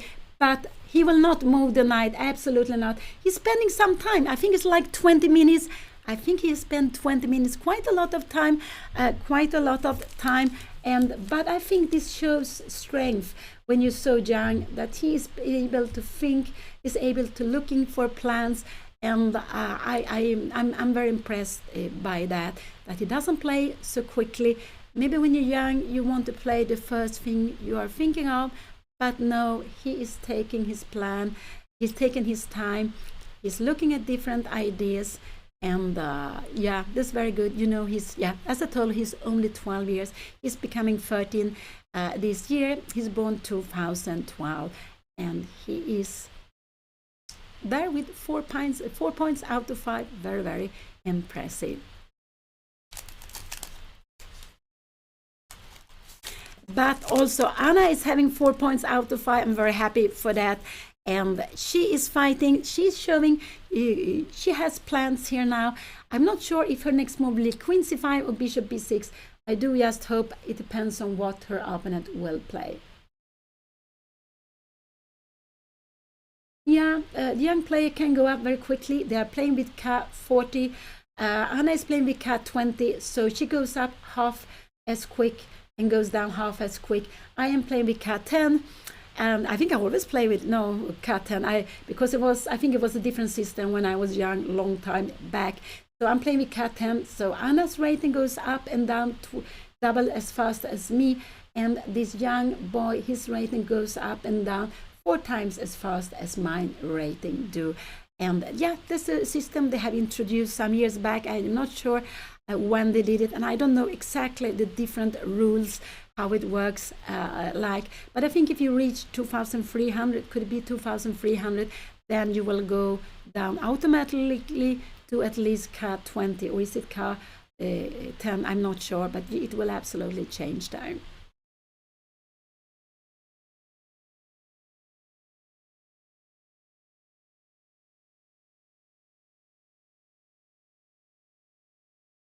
My last tournament was my match against Gotham, I think. Yeah, that was my match. That's the last tournament, or it's a match actually. Last tournament I played, I'm not sure was the last tournament I played. It might have been the Olympiad, yes. I think the last tournament I played was the Olympiad, and then I played some some matches. I played a little bit blitz and rapid. But the last tournament was the Olympiad in Budapest.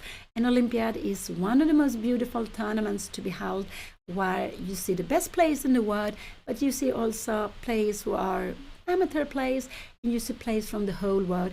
The Olympiad is a team tournament, and it has been held close to 100 years now.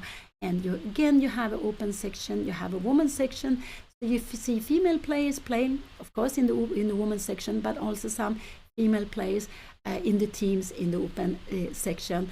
And it's plays with, you play with 4+1. You have 5 players in the team. You have 1 reserve if you want to bring 5 players. You can also bring 4 players playing at the same, and the 4 players playing at the same time. So that was my last tournament.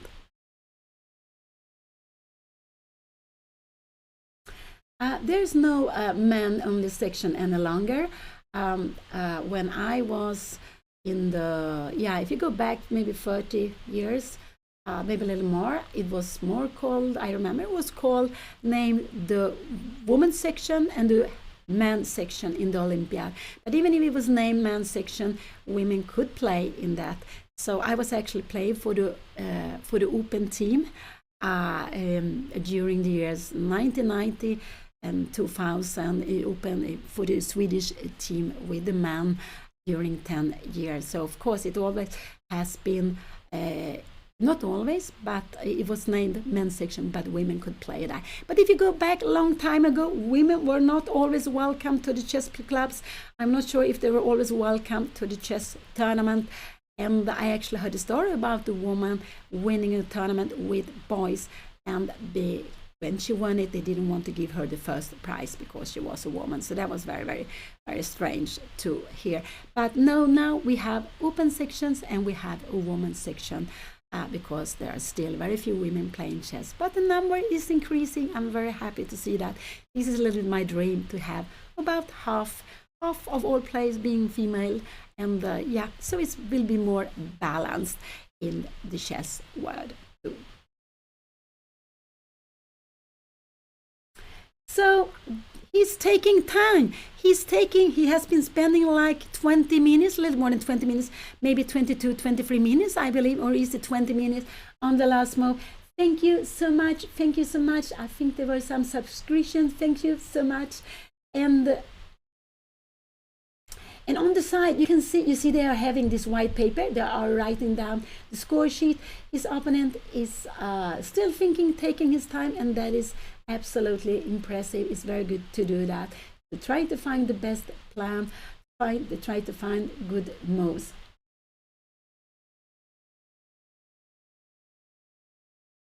And you see they have score sheets, they have a pen. Actually, it seems like they're not allowed to bring their own pens. The organizer provide them with pens, so they're not allowed to bring. Back we have Romanisha, one legend player, walking there with white.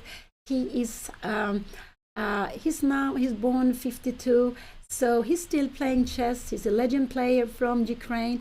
He was in the Soviet team in the Olympiad 78 in the 90s. He played in the Ukrainian team. He has won some medals in the Olympiads, I think, both team competition as a team, but also individual medals, and made a lot of very good results. So it's very nice to see him among the players playing in RILTON Cup. He plays in the high school group in RILTON Cup. He's one of the Grandmasters, and I think he became Grandmaster, was it 76? And is her opponent on his way to move? No, he takes time. I thought he was a quick player because he played G4 very quickly, but no, now he takes time. He absolutely takes time. And so this is the 6th round, the first game this year in the RILTON Chess Festival. They are playing in RILTON under 2,200. And I see the number 15 among under 54 players. Both Anna and her young opponent, Charlotte Cheng from Tryanska Häften from Täby, Stockholm, Sweden. Both of them has 4 out of 5. And this is the first game being held this year. They will play 3 more games this year, so anything can happen. It's so exciting. And will he move soon?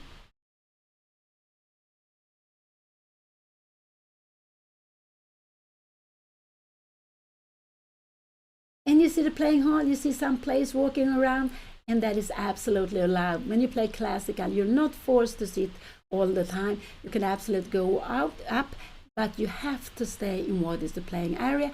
And what I was going to say before, you're not allowed to bring your own pencils or own pens. You're not allowed to bring any mobile, any watch that you can use to get any kind of signal, because we have to.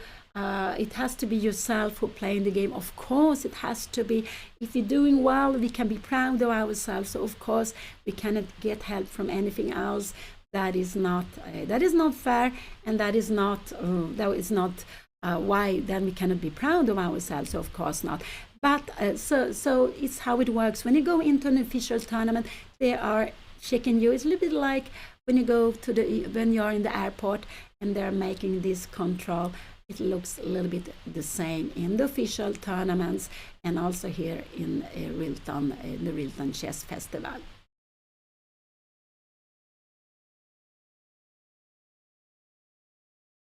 Yes, I heard a story about Magnus, and I have been wearing jeans when I've been playing. Sometimes, yes, I've been doing that absolutely. During all these 50 years I've been playing chess, so yes, of course, I have had jeans sometimes, especially maybe when I was younger, but even in later years too.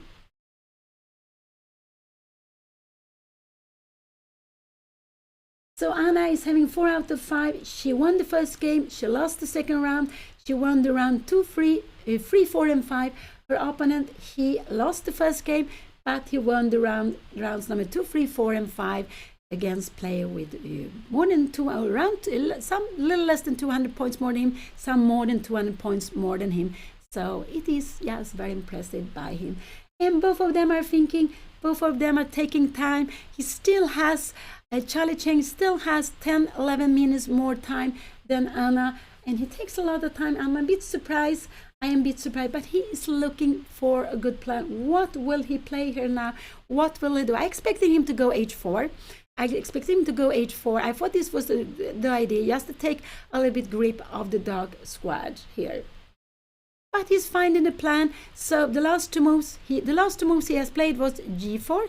He was stopping Anna from going f5, and b3. He was stopping Anna from going b3. So he has played with the last moves. He has played. The last move was b3 played here. No, bishop d8 is the last move, because black played the last move. But he has played against Anna's plans. And b3 was a must move. He couldn't allow Anna to push the pawn to b3 with check, and he couldn't go away with the king either. So it was a must move. It was very, very obvious move. The other move, g4, was not so obvious. Now he needs to find a plan, and what will be his plan? He's thinking of where he's going to put his king. I don't think with the queen on a5, his king will not come to the queen side. I think he will not ever come to the queen side, because Anna has some plans moving up the queen and then go a5, a4. No, his king needs to stay here or to be on the king side. It could be the short castle. It could also be moving out the bishop somewhere, I don't know, here, or going h4, bishop h3, and then go king f1, king g2. And this is what I expect him to do, to put his king on g2.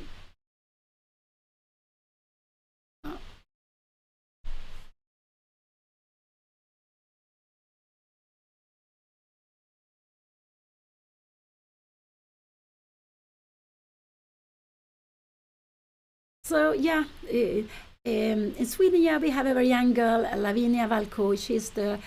She's actually rated number 2 in Sweden with 2273 or 71, something like that. So she is the strongest young girl. She's only 15 years old. So she's the new upcoming female player we have in Sweden, and that's very, very nice to see. I just would wish that we had more girls, more women playing. We have a low number of female players, except for those who take part in Schackfyran. In Schackfyran, a beautiful tournament for kids. It's at school when they go in 4th grade. We have about the same numbers, girls and boys playing. But at later age, after that, we have very few, and I just hope that will change. But the upcoming girl is Lavinia Valco, and she also played in the Olympiad, the last Olympiad, with the Swedish female team. And among the boys, We have Jung Min, who is very close to become a grandmaster. I think he missed one norm. I think he's the one who is closest to get the grandmaster, and now I think his rating is a little bit over 2,500. But he is born 2002. He's not a junior any longer among those who are juniors. I'm not sure who is the strongest, but we have some very good upcoming boys too. So that's nice to see, and that's really nice to see. And Sweden has traditionally got quite good young players, because we had junior chess when other countries didn't have so much junior chess. But it's back in the 70s and 80s. We got, of course, Ulf Andersson, this legend player. He was at the best rated number 4 the year 84. And he was rated number 4 in the world. He's also very good analyzer. Bishop e2 came, and like Bishop e2 came, I'm not so worried about this. So what can Anna do now? She can go Bishop b6. I expect Anna to go Bishop b6. This is what I expect her to do. She can also go Queen c5, but I think she will go Bishop b6. If you go something like that, we have Bishop d4. Remember, we were looking at that. And after a move like this, can he go castling? Then we have Bishop d4. And now when you're taking, we are getting this beautiful here now. And now everything defended, but maybe we can we go something like Bishop e3 here? No, you have time for this, and you're keeping a grip.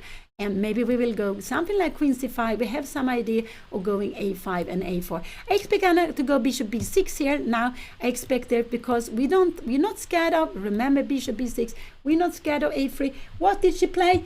Did she go Bishop b6? Did she play that? No, she went Bishop e6. She went Bishop e6. I would have preferred her to go Bishop b6 now. She played this very quickly, castling, because can we go Bishop b6? I'm a little scared of this more now.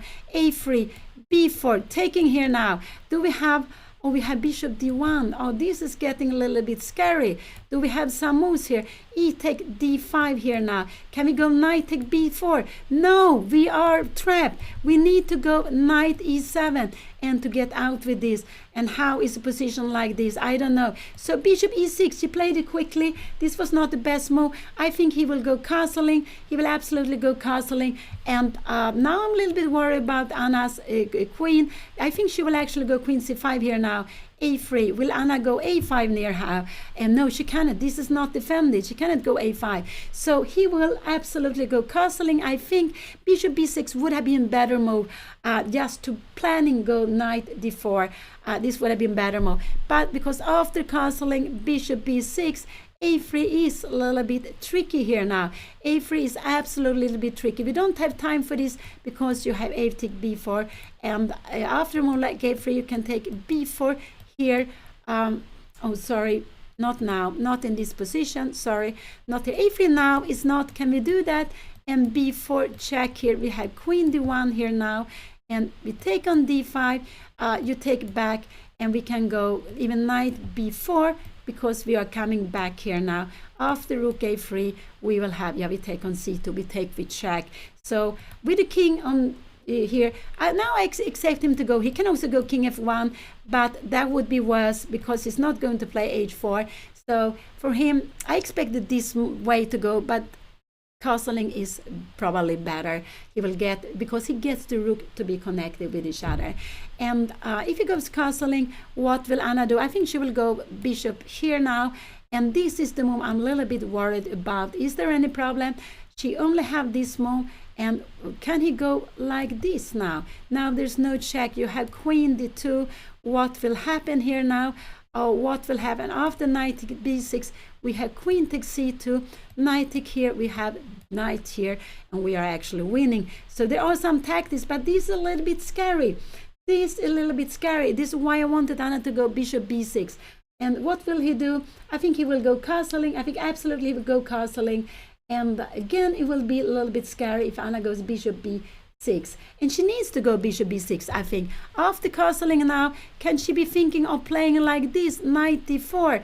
But this will absolutely be better for her opponent, because he will go f4, f5. This will absolutely better. Can Anna go something like d3 here? Take bishop f6 here now.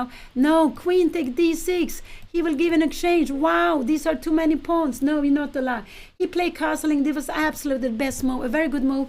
And now I'm a little bit concerned about Anna's position, a little bit, because bishop b6 is probably the best move to be played, but I would have preferred she did it before he had time to castle. She had time to. For now, he's planning a3. There's no more check. He's absolutely planning a3 now here. So this is what he's absolutely. This is the plan of going a3 now. So that's why I wanted him to go, Anna to go bishop b6 before she played bishop e6.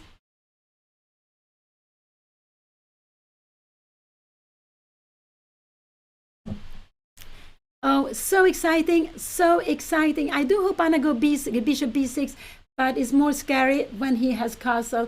It's absolutely more scary when he has castle. And now queen c5 is not such a good move because we have a5 and we need to go bishop a5. Oh, wow. But then can we do something like this? No, then we have time to go knight d4. So yeah, she could go queen c5, a3, and go bishop a5. How will this be played here now? We can't take like this because we have this in between move. We will have to take with the bishop. If you go rook a4 here now, we have a5. You try to go here, but I guess we can just, yeah, we take, and finally we get a very, very good bishop.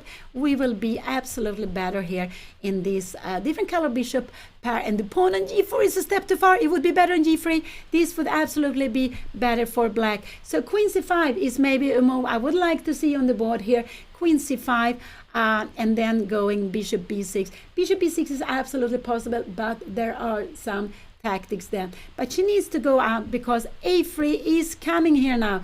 a3 is coming in this position. If she goes here, rook b8, can we go a3 anyway? Here, can we go b4, queen a4, bishop d1?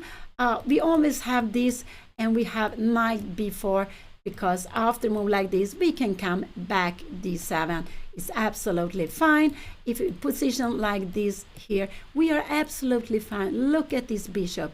We are attacking. And I remember once I played a position similar, not like this, but similar. We had a rook and a queen and a different color bishop.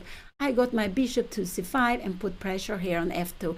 And I was the first one. My opponent, I think the opponent had, I'm not sure if the opponent had a pawn here, or if it also was possible to get the bishop to c4. But I was first and put so much pressure that in the end I could get through. I don't remember if you had two rooks, which is even better when you're attacking if you have two active rooks. But this is very good for black. So when you are having initiative, you are attacking, it can be good to play with different color bishop also. I'm a little bit concerned. Anna went here, but she needs to do something also now. She played bishop e6 here, but she can't stand here forever. This queen cannot come down here. So it's what is she going to do here now? I just hope she doesn't take on d5 and knight d4. That would be very desperately. Bishop b6 is absolutely fine, but it was a move that was easier to play last move. It's more difficult to play now when he has castle. Yes, you can, when it comes to titles, I see one of you are asking about the titles in the chat. So you can be Grandmaster, GM, you can be International Master, IM, you can be FIDE Master, FM, you can be Candidate Master, CM. There might be some other titles too, I'm not really sure of them, but you can also be Woman Grandmaster, WGM, you can be Woman International Master, Woman WEIM, and you can be Woman FIDE Master like Anna is, WFM. And the performance you need to do to get the woman titles are a little bit less than to get the titles in the open section, and a woman can get both of them. So I have made, I am a Grandmaster. I became Grandmaster a long time ago, 92. We have to calculate 42 years back, long time back. I became an IM 82, and when I became an IM, I became also Woman Grandmaster at the same time. Or yeah, because the achievements becoming a Woman Grandmaster, I'm not sure if it's less or if it's about the same as an IM. It could be that it's a little bit less. Yes, I think so.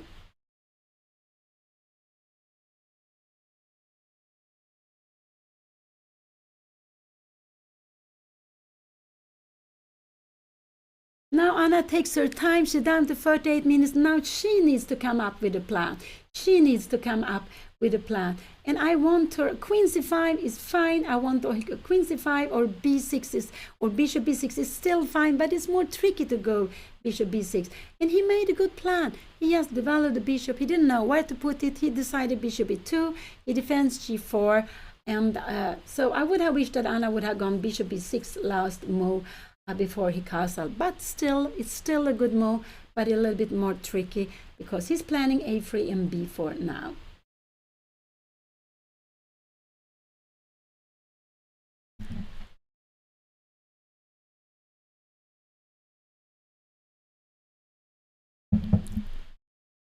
So now these two rooks are connected. The king is into safety, and now he's playing in a3. Now he's planning to play on the queen side with a3.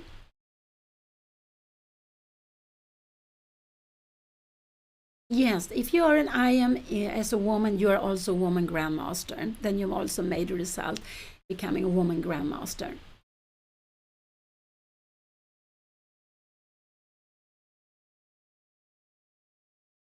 And this is the 6th round in the beautiful RILTON Chess Festival held in the heart of Stockholm, the capital of Sweden. A tradition going on for a long time. This is the 52nd tournament. Anna has played several times. She has played in a tournament under 1800, which started today. They are playing 7 games in just 4 days. And she has played several times now in RILTON under 2200, and which before was called RILTON ELO, but now they make it more clearly. It's called RILTON under 2200. And her opponent is playing in this tournament for the first time. Last year he played in the RILTON under 1800. He's from Sweden, from Täby outside Stockholm, Sweden. And he's very young, born 2012, just 12 years old, I believe. And he has made, like Anna, 4 out of 5. He won his last 4 games. Anna won the first round, she lost the second round, and she won in the round 3, 4, and 5.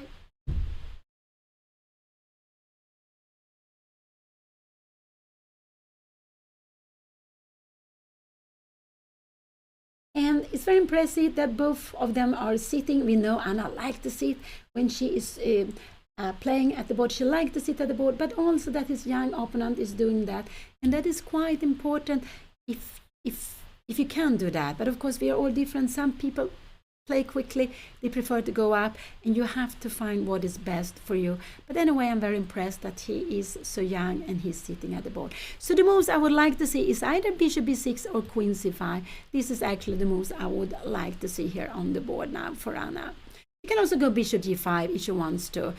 Yes, bishop g5, and if a3 comes, you take, and rook take e3, and you will bring back here. But here her opponent will have this, and now a5 is not possible because we have b4 and we're getting 5. So it will be a little bit awkward for Anna in a position like this. It might be she needs to go some h5 and try to play f5, but this is probably just good for white taken here. So bishop g5 I don't like so much. His plan is a3. I want the bishop to be here because on b6. As she played, I want the bishop here because you get more active. This bishop is better on b6 than it is on g5. On g5 it doesn't hit anything. On b6 you can see how it looks towards the king side at f2, and you can also try to bring it in here to d4.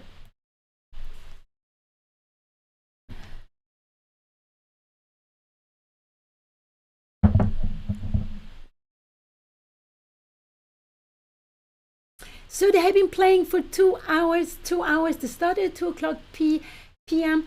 CIT time, 2 o'clock p.m. CIT time, and now they play for 2 hours. You can see all the games are going on. All the games we can see are going on, but it could be that some games has been finished. And it's like that. Chess, when you play classical chess, it takes a lot of time. It could be 3, 4, 5 hours. It can be shorter, but most of the games are 3, 4, 5 hours, can even be 6 hours long. So they're going on for quite a long time. No, I don't want to take on d5. The problem in take on d5 is that you will take back and the knight will be hit. If the bishop on b6, you go knight d4. So this is what I want to do. I want to go bishop b6. If you play a slow-mo, I will go something into d4 here. Absolutely.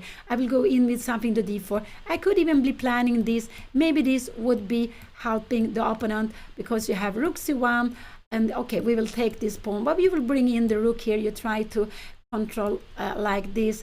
Maybe you will try to get something here. No, this would actually lose the bishop. I'm moving too quickly, moving the bishop. So I want to go bishop b6 and a piece to d4. This is what I want to do. And but I don't want to take on d5 because then my knight has to come back. But it's possible Anna will play this.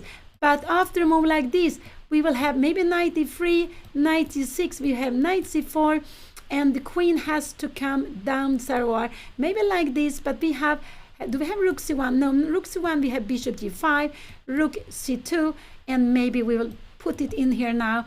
And so we are not really in danger. We are planning, where are we playing? We're planning maybe rook d8. Can we do, maybe we try to defend this rook. Can we go queen c7? You can actually take here now, but you can't take because we take back with check. We take back with check. You can take here now, but we can take again, and with lots of threats. So let's go back, let's go back. But the move I would like to see is actually bishop b6. And then I don't want so much Anna to take here now. She can do that. And I think this is what she's considering. Someone said it. I think she's considered to take on d5 and knight e7. She see the square here and knight e7, but then we will have a3 take here, rook take, maybe knight take e3 actually. Knight g6, can we play this? We have knight c4, queen c7, we have rook a3 coming here, and we go maybe queen b8, and you get with another piece here now. And now in this position, maybe we will go bishop b6. You can take here, let's see, but in a position like this, we are absolutely fine. We have lost the pawn. But it's no problem. This is active. We have this beautiful piece here now. I would say that I would prefer black here now. Planning queen before getting in with the piece. Yes, actually planning. Let's see you make a slow move like h3. I think I will come here. Maybe I will go queen f4. Also having some ideas like this. But also queen before queen e1. This is absolutely fine. So it could be that Anna will take on d5. It could actually be that she will take on d5 in this position. That this is why she played bishop e6. So, in here we have the photographer, the Swedish photographer, Lars O.A. Hedlund. He is a Swedish photographer, chess photographer. He's going around to lots of tournaments, has made lots of beautiful photos from RILTON during the years, from lots of other tournaments around in Sweden, and that's very, very nice to see. And now we saw him here. He's making photos of most of the players who play in RILTON Cup. Maybe everyone who plays there. It could be even everyone, I'm not sure. But lots of players playing in RILTON Chess Festival.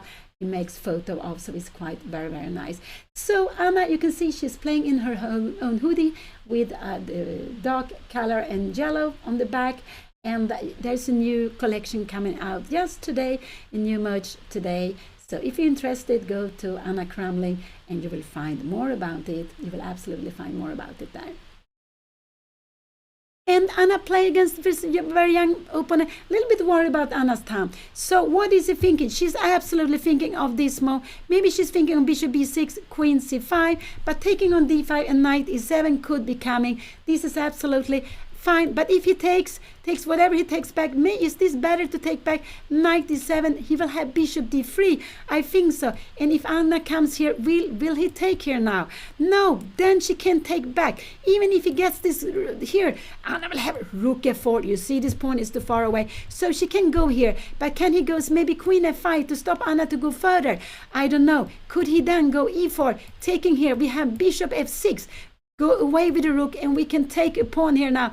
Oh, but there is another pawn. Oh, this is getting crazy. What will happen here now? I'm not sure what will happen. In the end, we have some g5 move coming. This is very, very far away. I'm just moving away very quickly, but all of a sudden, this is getting good for white. But yes, I'm moving just very, very quickly. But it could be that Anna take on e4. If he takes on e4, her opponent will absolutely take back with e-pawn. I'm sure about that. Not absolute, but I believe he will do that, because after this knight e7, he can go here. He can come here now. And now Anna maybe plan knight f4. Can he do something? He can do queen f5 to stop her from coming. And maybe now e4 is a good move. but I would say, yeah, I would expect to go e4. But in the end, we can see that all of these things is actually good. Can you do a slow move here? Rook b8, maybe not, because you are having some h4. Wow, what is happening? Can you go knight d4? Oh wow, no, it's so much tactics here, so much tactics. So I'm not so happy if Anna take on d5. It looks like it will be good for white, taking back with the e-pawn. It looks like white will use this, and maybe this is what Anna is seeing now. Maybe this is what she is seeing now.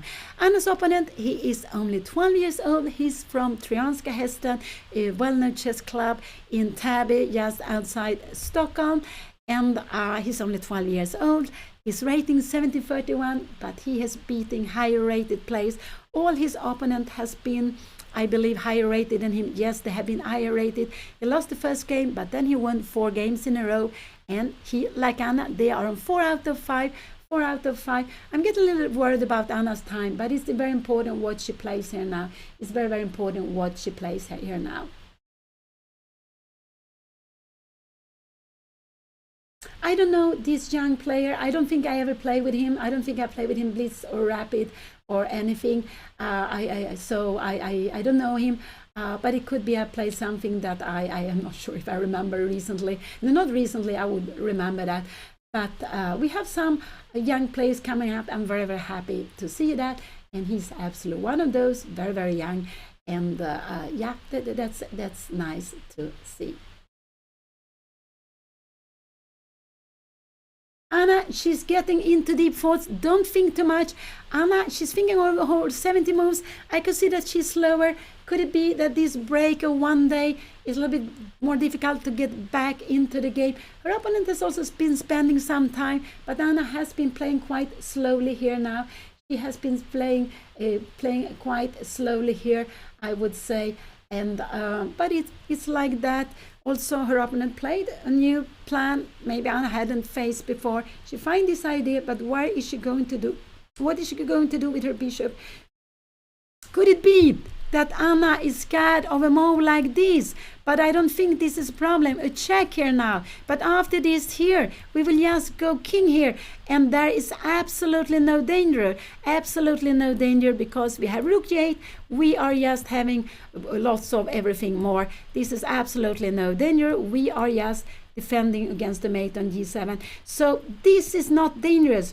It would have been dangerous for h4, h6 coming, but g5 is not dangerous. So here, h4, we are coming here. Now h5 is not a problem, because if you're going here, you want to go h6, we have time even for, we can take away this knight.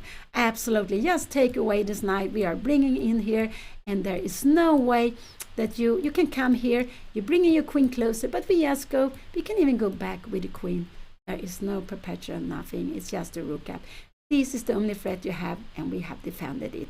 So there are 2 little pieces here now for white to start an attack. So there's no problem to go away with the bishop from this diagonal, not because of that, but white is planning a3 using the rook. You see the rook is passive. After a3, the rook will become active.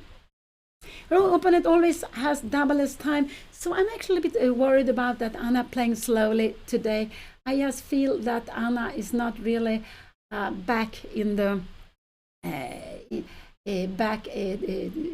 playing more with decisions. She has taken some time, and she's spending quite a lot of time here now, and she's spending quite a lot of time here now. Absolutely, yeah. Someone asked about my favorite female player. I'm very happy with lots of female players. I would say that I think it's very nice that Nona Gabrinashvili, she was world champion women world champion during 20 years, that she still keep on playing. She's more than 80 years old. But I must say that Judith, she made this fantastic results, becoming the 8th strongest player during of all. So she has been a revolution in chess. And I remember when I was quite young, I don't know what age I was, maybe, yeah, I think I was like 17 something. A friend of mine said that Pia, there is a very young girl coming from Hungary. And I said, of course, I know Susa Polga. But she said, Susa is good, but there is another one I believe will be stronger. Her name is Judith. So she told me about Judith already when Judith was 4 or 5 years old. And she became the strongest woman ever in chess. And of course, Vera Menchik, she was historical. She was playing 100 years ago. She was the strongest female player. And she was playing so well that she played against some of the strongest player in the world. Sometimes she was beating them, sometimes she was making draw, taking points, but you can imagine it wasn't easy to play for a woman 100 years back, not at all. So there are lots, and of course there are lots of other players. Now we have Ju Wen-jun, who is showing that she is really a very strong player. She is the woman world champion. She has defending her title in lots of years. She became the woman rapid champion, woman blitz champion. Maybe she's also the woman rapid champion. I'm not sure. It could be if she won it. Yeah, I'm not sure, but it could be. So no, there are lots of players. Also players who has done lots for women chess. And I'm a little bit scared if I don't mention them. I forget about some names, but there are lots of players who has done lots of things for women chess, and I'm so happy about that. So actually one of them is Xiun. She was the one I would, in my opinion, but okay, I don't know, maybe the whole history, who got China to become a good nation when she won the Women World Championship. She won it against Maya Chibanadze. Was it around 91, I believe, something like that. Could that be? And first she beat Alisa Maric in the match of who was going to play. It was a very close match. Alisa was close to win, but in the end Xiun won. And that was, I would say, the start of the Chinese revolution in our way of chess. They have their Chinese chess. And it's down now to 22 minutes. Oh, I'm getting worried. I'm getting worried about the time. I'm absolutely getting worried about the time.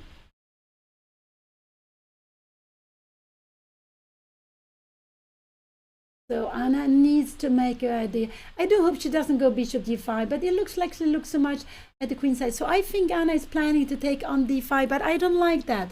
I don't want to take on d5 and go knight d7. I am...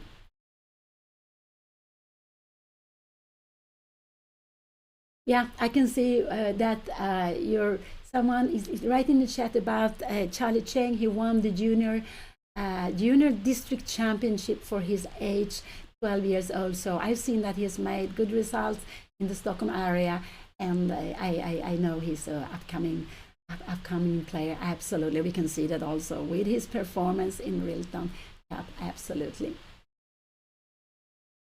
So this is the 6th round in RILTON Cup. I just hope the player will not stay so long there. Yeah, now the person went away. But I also hope that Anna will not think so much longer. She's down to 20 minutes, and this a little bit scared me that she's spending so much time. She is spending so much time.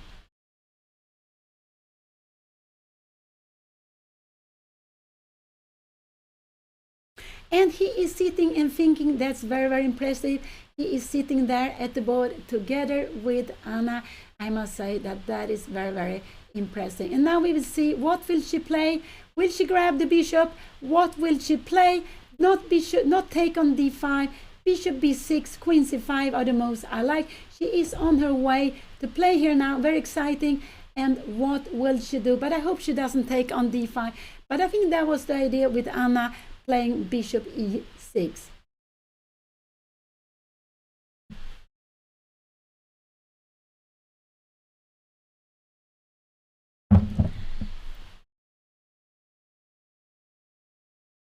She is on her way to move. She's absolutely on her way to move, but she's down to 19 minutes. Oh, it's getting scary. It's really getting scary now. And we can see that how he's sitting and focusing, a little bit looking around. And now we see the move What will she do? I think she will take on d5, but I prefer she doesn't take on d5. She played bishop b6. I like this bishop b6 move. This is a good move to be played. Only problem is that Anna spends so much time on this bishop b6. Now she's planning knight, a piece to d4, a piece to d4. She's planning bishop d4. I would allow Anna to play this move a little bit earlier because I'm a little bit scared of a3. Take here now. And she had to see, this is why she was thinking so long, but she had to see queen takes c2, and now this knight is coming in here now. If you go bishop d1, she also had to see queen b2, that this rook is hanging. You don't have time. If you take here, yes, we can even go knight d4 first. I don't know where you're going, and we take the rook here. We are absolutely fine. We're very, very happy like this. She has to see this because a3 is a very tempting move, very tempting. And if you take here now, if you go bishop c5, this is not possible. We have b4. You have only this move. You only have this move. Can we do something like queen a2? No, then we take here now. You take him back with I don't know what, and we put the queen knight here because if you take it, yeah, oh no, then we grab the rook. I think we just grab the rook. You put the knight somewhere here close, but we have this fantastic bishop. I like the bishop on b6, so I'm very happy she played it. I would have preferred Anna played it a move earlier, but I'm very happy she played it now. Absolutely very happy that she played it at this moment. I would have preferred it before because it was a little bit more difficult to make a3 with the king on e1. Now it's easier, and I think absolutely this is what he will do. If he can take on b6 also, he can take on b6 and go a3, and in a moment like this Anna can take, you coming here now, but now Anna can go, can she go a5? I'm not sure. Rook a1, we can even go rook a b8, we can go rook f8. I'm not sure which rook is better. I'm not sure. Like this, we're getting out of the pin, but the knight needs to stay to defend this. I would actually probably go like this. Like this, there is no problem with the pin because we can take like this, but we cannot take like this because here we have the pin. I just wanted to show this. So this is but a3 is a little bit the scary move, and Anna was taking lots of time. She was actually taking lots of time because she knew that after a3, her opponent, if he goes a3, there is only one move she can do. I don't want her to go knight d4, take here, and bishop take here. Can you take here now? We have queen d8, but you're winning a pawn. No, I don't want. Maybe Anna can play like this. And rook take d5. Can she do something else? After a move like a3, does she have time for bishop take here now? No, because you have a take b4. No, you are losing. This is no time for this. So after a3, I do hope Anna will take here. It could be that she will go knight d4 if he goes. So a3 is the critical move, and this is the move I would have. That's why I wanted Anna to play bishop b6 earlier, but she didn't do that. This is the position on the board. She played it now. It's a very good move. But after a3, if he goes there, does he dare to go for the tactics after a3? I don't think so. When you're young, you're not scared. And this is more a natural move to be played now. Now Anna is planning to put something on d4. Actually, she's planning bishop d4, and maybe then taking on e4. I guess so. Taking on a2. I think she's planning bishop d4 first. I'm not sure. It could be that she's playing a knight d4 also. Yeah, both of these. So they are both very, very, very fine. She's putting a piece on d4, and we see white doesn't have the dark square bishop. Now white is weak on the dark square. So Anna, so I remember you told me, I told you before, also bishop c5. This was the dream long time ago when the bishop was on f6 and her opponent played queen f3. I told you the dream was to bring this bishop here, and now this bishop will come to c5, or maybe probably more to d4, just to push this rook away. But if a3 is played, there is not time for a move like bishop d4, because after a3, bishop d4, we will win a pawn, and this would just be fantastic. So what will Anna play after a3? a3 is the move I'm a little bit scared of, because she can go wrong there. If it doesn't go a3, it will be easier for Anna to play. It will absolutely be easier for her to play. He can take on b6, absolutely. But now we don't have this knight, and then bring something to d1. I guess we can go, now we can go queen c5 if he wants to. The queen is very good here. If you go queen e3 here now, we can go a5 if you want. We can go rook f d8. We are very happy if you take, wow, this is fantastic. This is absolutely fantastic to be played. Rook d1, maybe we go, I'm not sure what is strongest to play here. We can go knight d4 if we want to, but maybe we like to keep it here. But we are absolutely, we can even play more like this. And the idea, if you go here, this is no problem. You do something, I don't know what you want to do, we will just kick you back. You will have to come home again. And now we can try to play this plan. Our plan is to go with the pawn on a4 and rook here, and then try to use the a5. So this is our plan, a4 and rook a8, like this, to get the rook in here on the a line to put some threats here. Let's go back. Let's go back. So there are still, Anna has only made 18 moves, only 70 moves. She still had 23 moves to make.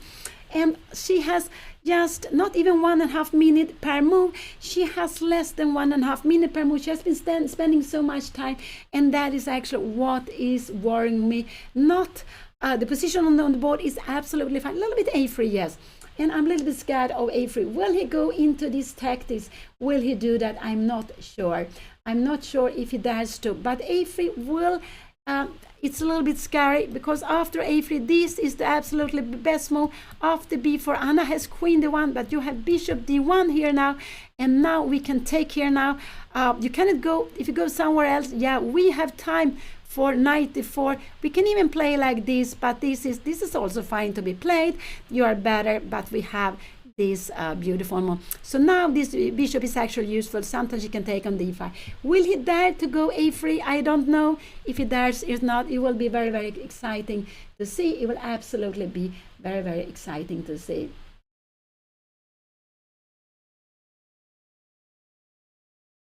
Yeah, we're all different. Anna likes to spend time.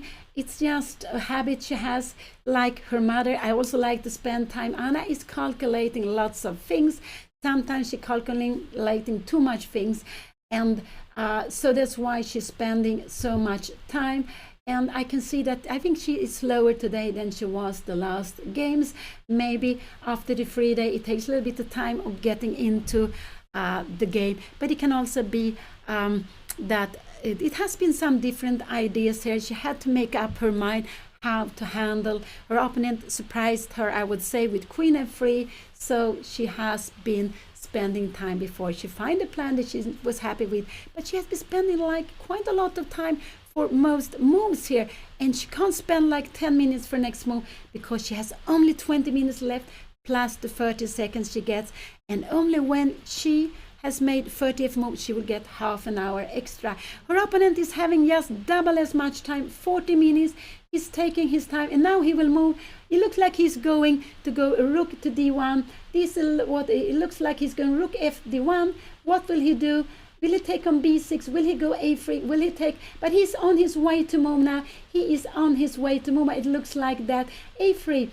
A3. It's the only move that really scares me here. Anything else is more soft. If he goes rook to d1, Anna can absolutely. If he goes rook to d1, and he took on b6, this makes the choice easy for Anna. She has only one move to do. She took back. He didn't want this knight coming here. It was the most solid move to be played. Now I guess he didn't want this bishop. He didn't want the piece to come to d1. And now, okay, he took the bishop. He could have taken it earlier. So Anna has spent, the bishop has come to f6 in opponent, 2 and 3 moves. And when she spent 3 moves, finally, her opponent took on b6. Now I guess we will see rook to d1, and I think we will see rook f d1, because we will see rook f d1 or a3. This is natural. It could also be a move like queen d3, but now something will come to d5.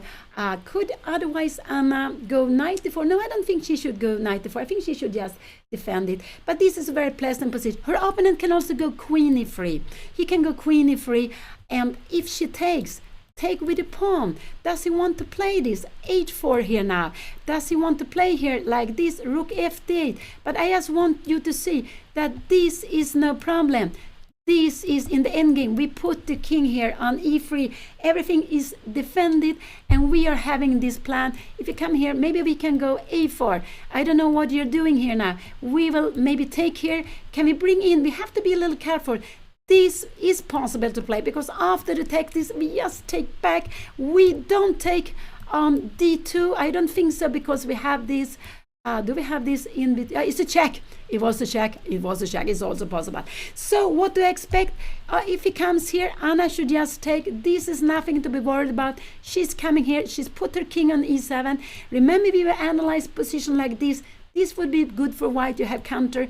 But with these 3 pawns very good together, there is no way to create something. Maybe you can go g5, try to get the rook up here, but you can't get the rook up here. Somehow try to change the bishop, but then she would go king e7 and let the bishop remain here. And this knight has no way to enter the game here. So maybe you can do something like, yeah, but let's go. This is not the position. Queen b6, she took back, and what did he do? Rook fd1. This was the natural move to be play. I guess Anna will play rook fd8 or queen c5. These are the 2 moves to be played. Rook fd8 or queen c5. I think she will play. I expect her to go rook fd8 here in the position, just to defend. So this was played. He is putting some pressure here now. But I think rook fd8 is a good move to be played. I think this is what we'll see. Will he come here now? Will Anna go here now? Will he go rook ad1? And I wonder, can we play this move? Can he go queen e3 now? But now we are taking here, and can we go a4?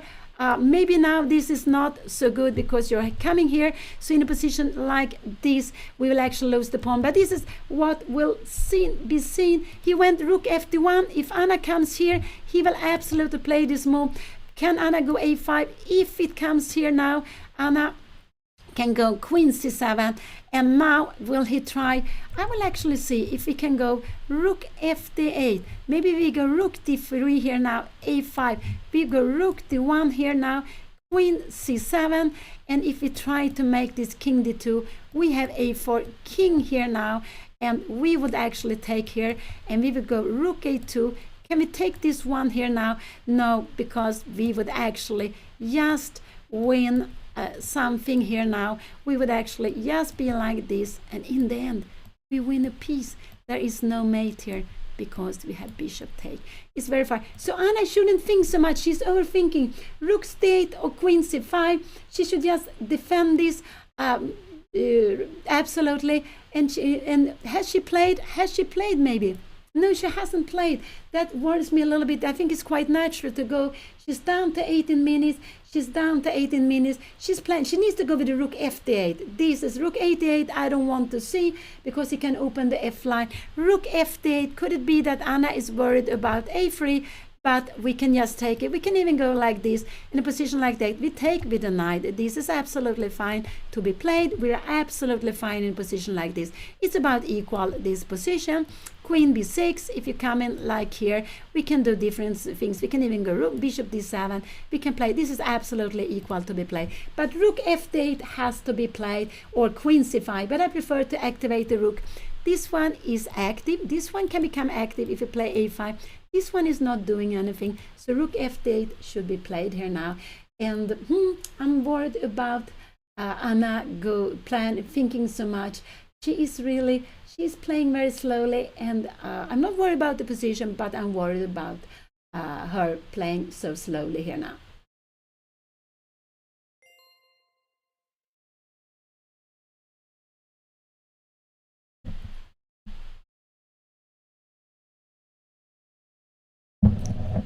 Thank you so much. I think there were some subscriptions. Thank you so much. So this is the 6th round. Anna is playing very slowly today, and that is what actually worries me. This is just natural move, just to defend the pawn, and she's thinking with which rook to take. I think this is what she's playing, but rook f8 has to be played, because she needs the rook on the a5 to create. If it goes like this, I'm not so happy about this move. And then because she doesn't get some activity here, and she is just playing. Oh, I'm getting just so nervous here now, with Anna spending so much time for her moves. Also here, it's just quite obvious this is a threat, taking the pawn. She needs absolutely to defend it. She needs to defend it.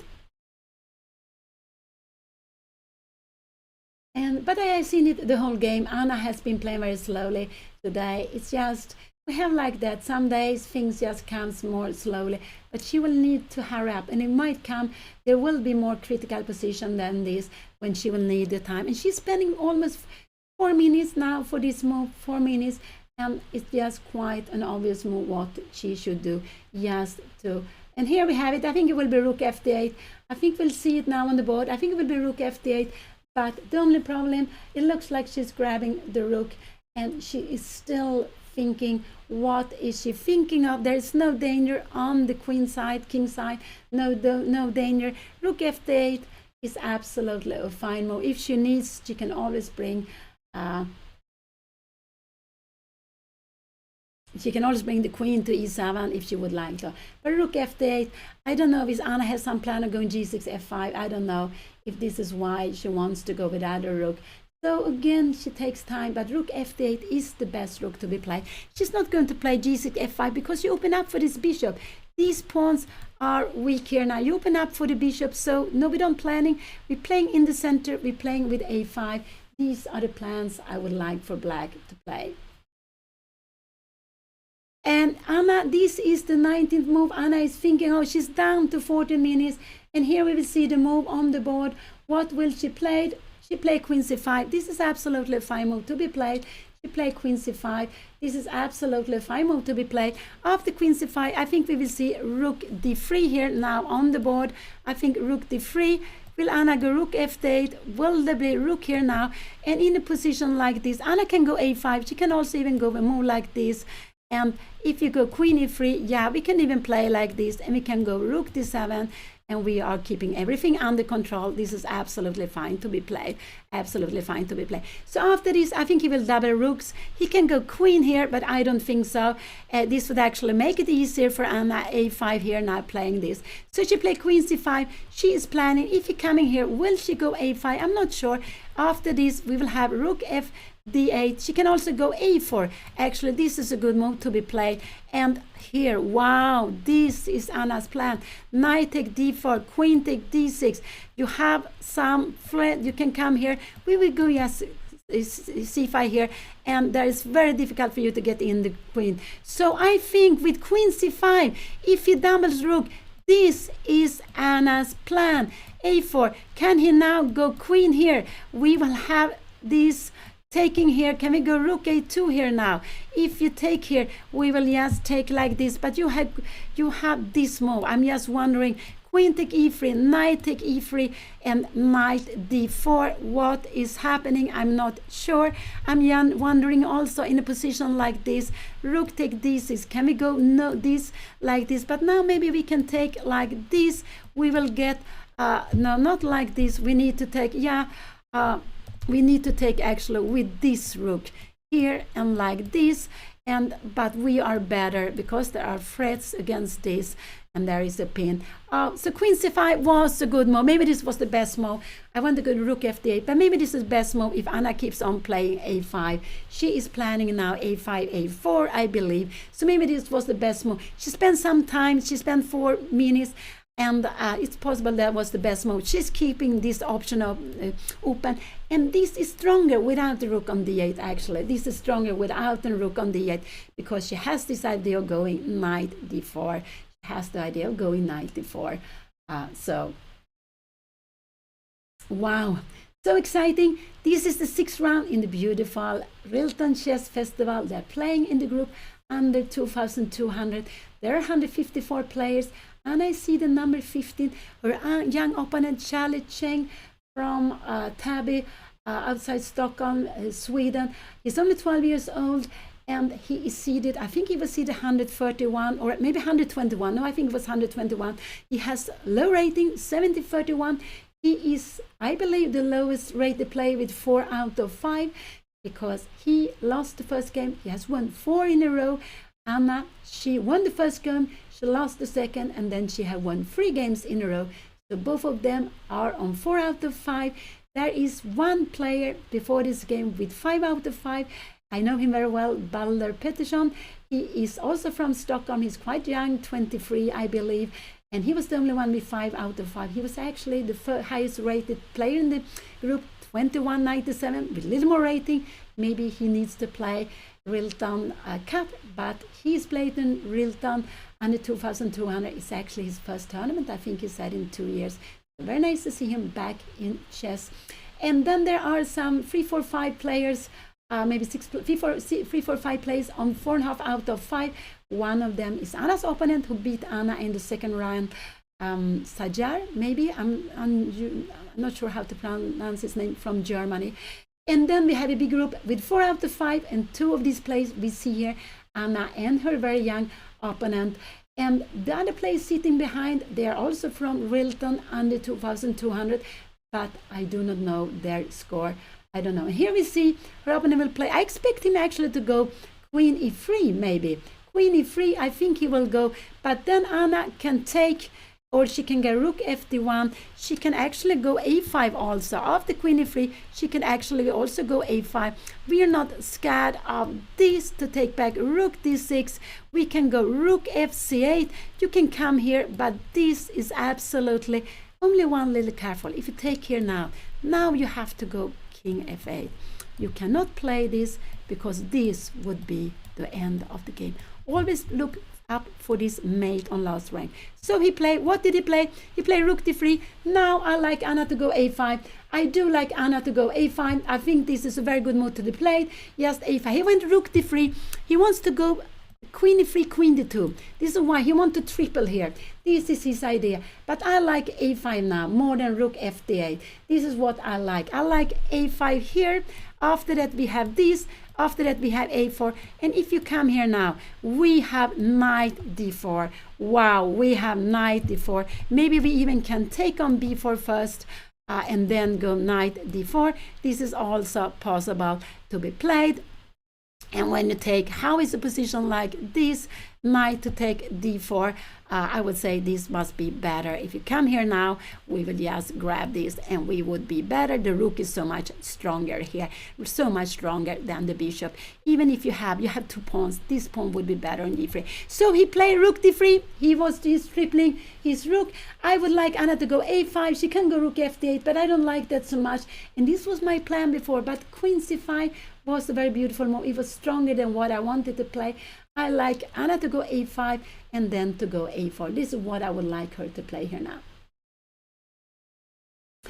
So I like this Queen C5. It was a very nice move. Anna took some time. I do hope. And here we have it. A5. Oh, see, she plays so beautiful. She really plays so beautiful. She took some 6 minutes on this plan, but here it comes. She is going A4. She is going A4 now. Absolutely. If her opponent goes A4, Rook A1, we will absolutely see on the here. And if she goes Rook A here, if he comes here just, then Anna will go A3. This will absolutely just help Anna. Here she can even take on B3, taking back. We can take here now. And look at this Knight. Wow. And look at this. And after a move like this, we have Knight C2. We have actually King F8, King E7 coming. And if you're coming here like this, we take back with the E-pawn. We are just threatening to win on the spot. Look at this poor bishop. Look at this poor bishop. We will go, it has to go somewhere here. And we will go after this B2 pawn, this B4 pawn, and we also have this D3 pawn coming down. We will have 2 passed pawns. We will have fantastic position. So Queen C5, A5 was a very good move to the play. What has he played? He played Rook D1. Now I want Anna to go A4. I do hope she will go A4. This is a very good move to be played. Just A4. I do hope she will play that. He played very, very quickly, but he's going according to his plan.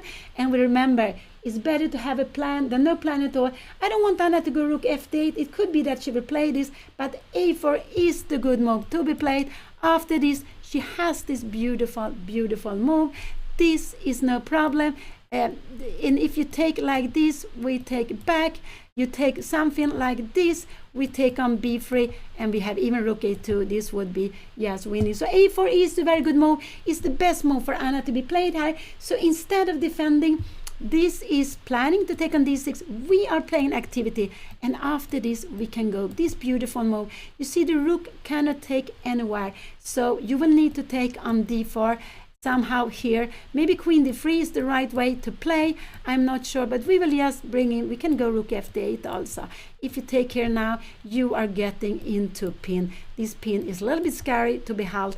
We will put pressure maybe like this, and we are just fantastically fine. You have, what do you have? You have 2 pawns, but we have activity, open files. So I do hope Anna will go a4. Is she going to go a4? I do hope she will go for activity. There are 2 moves to be played, and she go a4. She played this good move. Oh, I'm so happy. She goes for activity. Remember, it's not easy to know when is better with activity, when is better to defend, but here is better. So Anna find this beautiful plan. She was taking so much time. I wanted to go rook f8, but this was much stronger.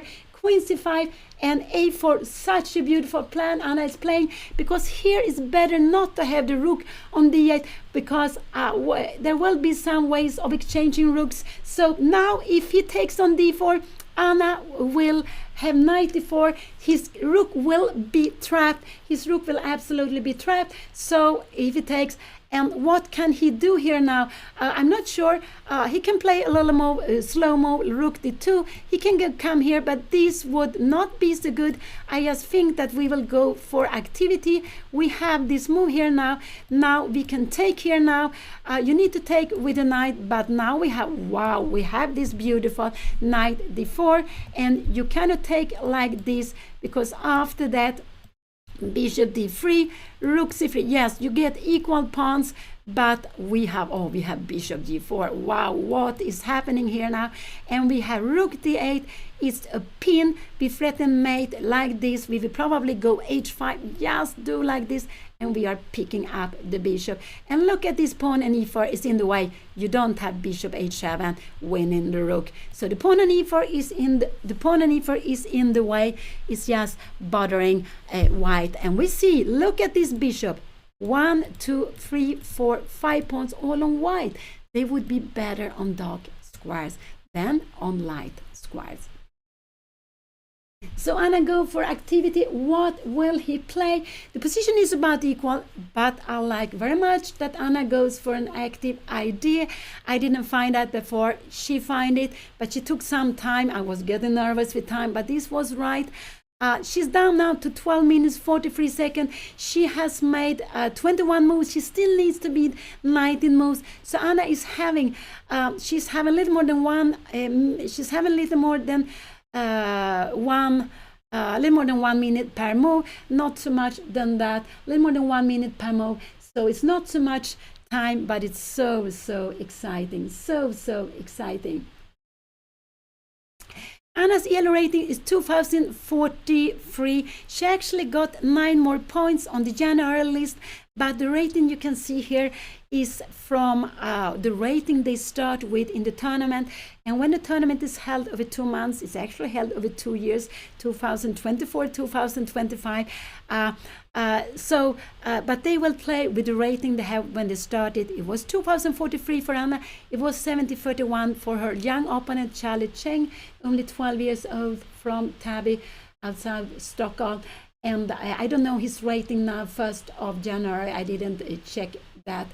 But Anna scored, she got some 9 points from the match against Odin. So her rating is now 2052, and then it will be changed after RILTON Cup. What will happen, I don't know. It depends on these last 4 games. And we are seeing the round number 6 in RILTON Chess Festival, this beautiful chess festival in this under 2002. And very exciting. It's about equal. What will he do here now? Actually, but it's a little bit, can he go? Anna is planning to go, I'm just wondering, if we make a little more like h4, are we planning here? We're coming here now. Can we go something like this? Is this good? Or maybe this is not such a good idea to be played. We need to take it. And now we get the a file. Yeah, this is about equal, but we have got the a file. No, we shouldn't do like this. We want to have the a file. Maybe after this, will we go something like rook a here? This could be a possibility to be played. This could be a possibility to be and now maybe we are planning to go. Let's see if this makes some strange move here. Now maybe we want to play this because yes, now we have the queen here in the center, we have the rook coming down here. Now we want to play this. Now this is very good when we have the a5. So we need first to activate, then we have this plan. So this is Anna's plan. Anna's plan is to take on b3 here, go rook a2, and then the next rook to a8. This is her plan to be playing in this position, and her opponent needs to defend against Anna's plan. And if he takes on d6, Anna can take on b3 first, but she can just go knight d4 directly. She will be better in this because the rook is trapped. We threaten the queen, and if you take like this, we will just take back. If it takes like this, oh, you will get problems. If you take this way, I guess maybe we will just pin you like this. We threaten to take. If you come here now, we will just look at this pin. Maybe you try to get over here now. We can go rook fd8, and after a move like this, we will go into the endgame. We will absolutely go into the endgame, and we are just so happy to play this position where, and here probably go a3. This is why it's good to keep the pawns here, because we can decide, will we change on b3, but we prefer to put the pawn on a3. We go check, and we will just take the pawn and win the game. So this is very, very far away, but this is what happened. If white takes d6, we have the jump knight d4 here. Her opponent will absolutely not take on d6. What will he do? He find an idea playing against the d6 pawn, and I find a beautiful idea playing on the queen side. So queen c5 followed by a4, a5, a4 was a very beautiful idea. And now rook d2 is maybe the best her opponent can do. The idea with rook d2 is that after here he can later on maybe go bishop d1 to defend everything, and if Anna comes here, maybe he can do a move like g5 here now. And how is this position? Anna can even go knight d4, but I think the play knight d4 is a little bit scary. Can we go queen b4, rook b4? We have to be a little bit careful. Her opponent might now play with this plan h6. So this is a little bit scary. So rook a d2. So this is his plan. His plan is to go rook d2, bishop d1, and then to play g5, h4. And the plan with this is to go h4, h5, g5 and h6.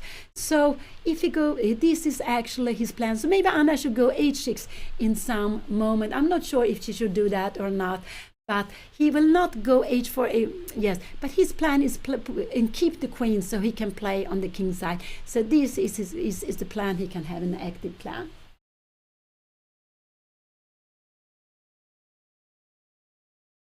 So the 6th round is taking place. They are playing with classical time. They are getting 40, for 40 moves they get 90 minutes. And now her opponent is thinking, but he has double, more than double as much time. He has 26 minutes for the 28 move. He has close to 1.5 minutes per move. Anna has only about 1 minute per move. Will he play soon or not? I'm not sure. Will he play soon or not? I'm not sure. But so this was the plan I could see for him to do. Rook d2, bishop d1, and play on the king side with the queen. And the idea of playing on the king side is to bring this pawn to h6. Then if Anna goes up, go queen f6 and mate. This could be, but he needs to plan against Anna's idea. And Anna needs to somehow open up. Don't let him play this without making something active you also, because she doesn't have a piece to defend these dark squares. This bishop is blind, it's color blind, it can only go on light square. So it's actually a good plan, but first white needs the defense against Anna's plan. So if he goes here now, we will have this idea.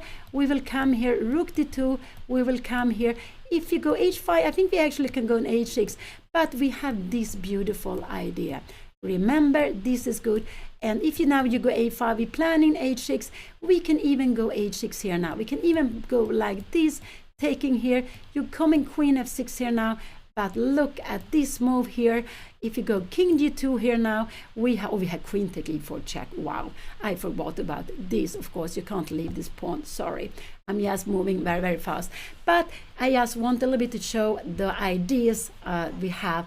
But so Anna's idea, take on b3, rook a2, rook a1, rook a8, and get act on a-line. White's plan is to play defend c2 with the rook and then with the bishop, so Anna cannot change some pieces, and and then after to play on the king side with h4, g5, h5, h6. So these are the plan I like for white. So he is thinking here, what will he do? But if he's too quick, Anna will have some idea. He is now down to 24 minutes.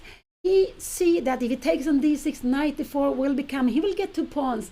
But, and then again, rook and 2 pawns against, no, knight, an exchange down, but 2 pawns. Sometimes it's enough. In this position, it's not enough. The rooks will be stronger. And why? I would think that it's because this bishop is so bad. This one is much better. So I think the reason is that this bishop is so bad. If this was an active bishop, it would probably be fine to take on d6. But this is a passive bishop, and this is why it will be good for black if white takes on d6. Because lots of time, rook and 2 pawns, knight and 2 pawns is enough for rook. But in this position, it will not be enough. But it's not easy to value this. It's absolutely not easy to do that. And of course, the strongest player in the world, strong players, grandmaster, they will find it. Not everyone, but of course, some will do it. And this is the difficulties we have. We can calculate, but we also need to value the positions that will occur. Are they good for us? Are they not good for us? How are they? And sometimes we don't know. We just have to go after our feeling. We have to try to develop our intuition, because when we get a little time, we cannot calculate. And some players keep on playing on the intuition all the time. And not, all the time or most of the time. Other players, like Anna, she likes to calculate. She's calculating a lot, and that's why she's also spending a lot of time. So Anna, she has 4 out of 5. Her young opponent, Charlotte Cheng, has also 4 out of 5. He's only 12 years old. He is thinking now. He's down to 22 minutes. He still has 10 more minutes than Anna, a little less than 10 more minutes than Anna.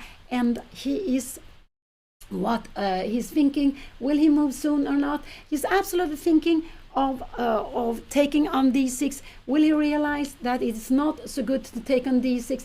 It's not so easy to do. What is this? I was me who was highlighting, sorry. I didn't want to do. The last move that was played was a4. It was black going for activity. Anna goes for activity, and I'm so happy to see her playing nicely. Can he go rook e3? Can he go queen e3? Could be a move, but I guess we would just take here. We would come here. Can you then take here between? This would actually make things worse here now.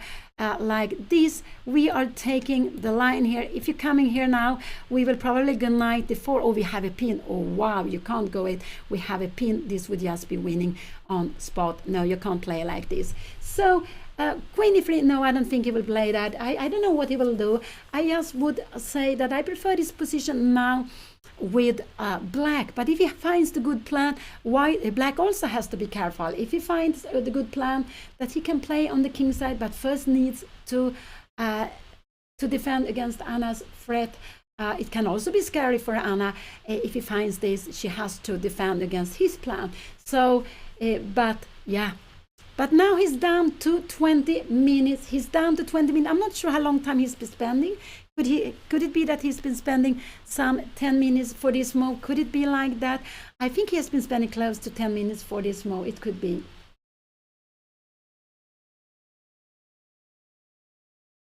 He's 12 years old. He's very young. He's born 2012.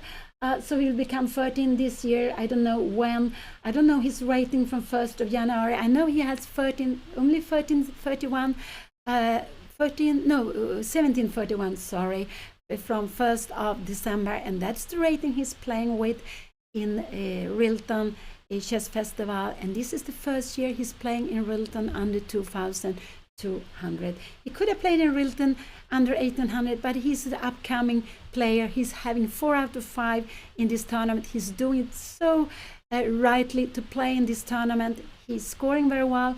He's a very good player, and we're going to hear lots of him. He has won some tournaments for his age. Maybe he has won some other tournaments. I don't know, but I know he won the district championship for kids in his age just recently. So it's just very nice to see. I'm very happy to see young Swedish play coming up too. Of course, there are other young players, but I'm just cheering a little bit extra for the Swedish young players coming up.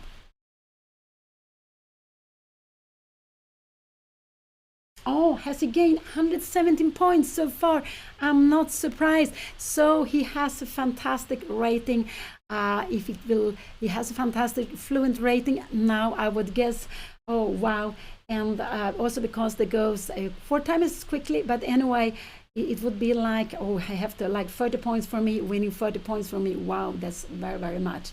So he's doing a fantastic result in RILTON chess under 2200 group in the RILTON Chess Festival.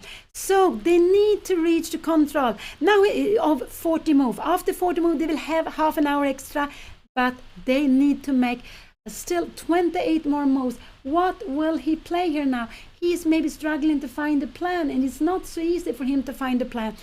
When Anna went bishop b6, he took Anna's strong bishop, he took away his very good knight, and his idea was, this is a backward pawn, you see how you move it. If you move it further, it will be taken by 1, 2, 3, and this is also looking behind 5. You have 6 pieces controlling d5. No, you can never move it further, and of course you cannot move it further when you have 2 pawns like this, so it's a backward pawn. But what is good is black's position is that you have control of the dark square. This is very good because they're having the light square bishop. This one is active because the pawn's in the center, so they're making harmony, absolutely. And this is why if you go here and take on c5, this pawn would improve to c5. It's stronger on c5 than it is on d6. On d6 it can be attacked. And now he's down to 70 minutes. He needs to make a plan. He absolutely needs to make a plan. What will he play? And it's not so easy. It's not so easy at all for him. I would say that Anna has a clear plan. Taking on b3, rook a1. This is a clear plan. And she wants to change one of the rooks and keep the a-land. This is her plan. It's changing one of the rooks. Even if you have to change the knight, this is fine. But she needs have the a-line. The one who takes control of the a-line will be fine. If white takes control of a-line, I think white is a little bit better, or maybe it's about equal. If black gets control of the a-line after changing a knight and a rook, black will be much better, absolutely much better, because this king is quite weak. This king is quite weak there with the pawn on g4. So black will actually have a dominating rook then.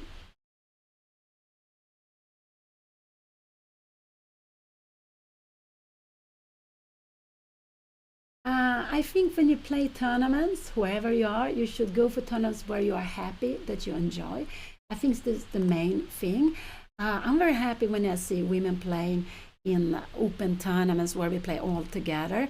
But it's a fact that when you have a woman all tournaments, when you have a woman all open tournaments, you get more females to play.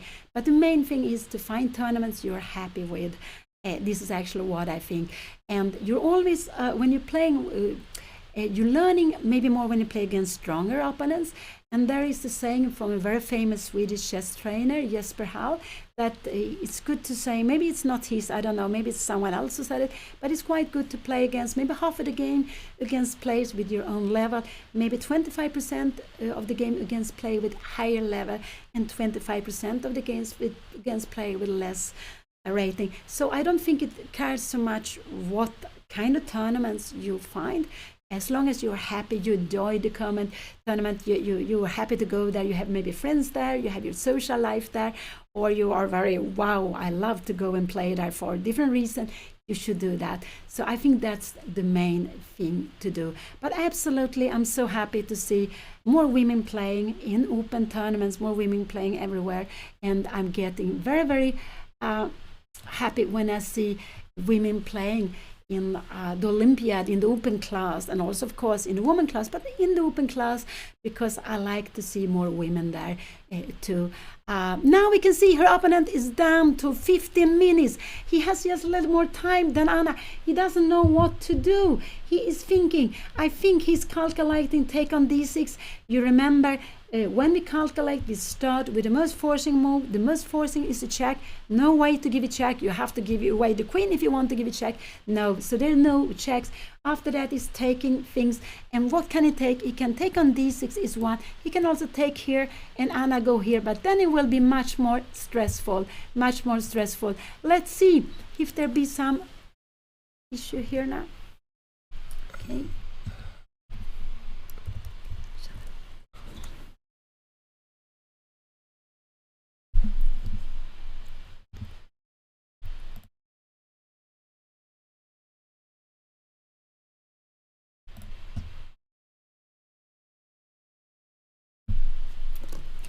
Sorry, it just stopped, but now we are back, and he's still thinking. Now he has only 1 more minute than Anna, but I would guess that he's going to make a move, but it looks like he hasn't made up his mind. But lots of players like to make a move when they're getting to the same time as their opponent. Will he make a move or not? I am not sure. He is still thinking quite a lot. He is still thinking quite a lot, and doesn't look like he's on his way to make a move. It doesn't look like he's on his way to make a move yet. So, wow. Has he made up his mind? I think so. It looks maybe now that he's making his decision. What is he going to do? And yes, I think he will play quite soon. I think he will play when he gets close to Anna's time. And he is very close to Anna's time here now. He's absolutely very close to Anna's time now. So,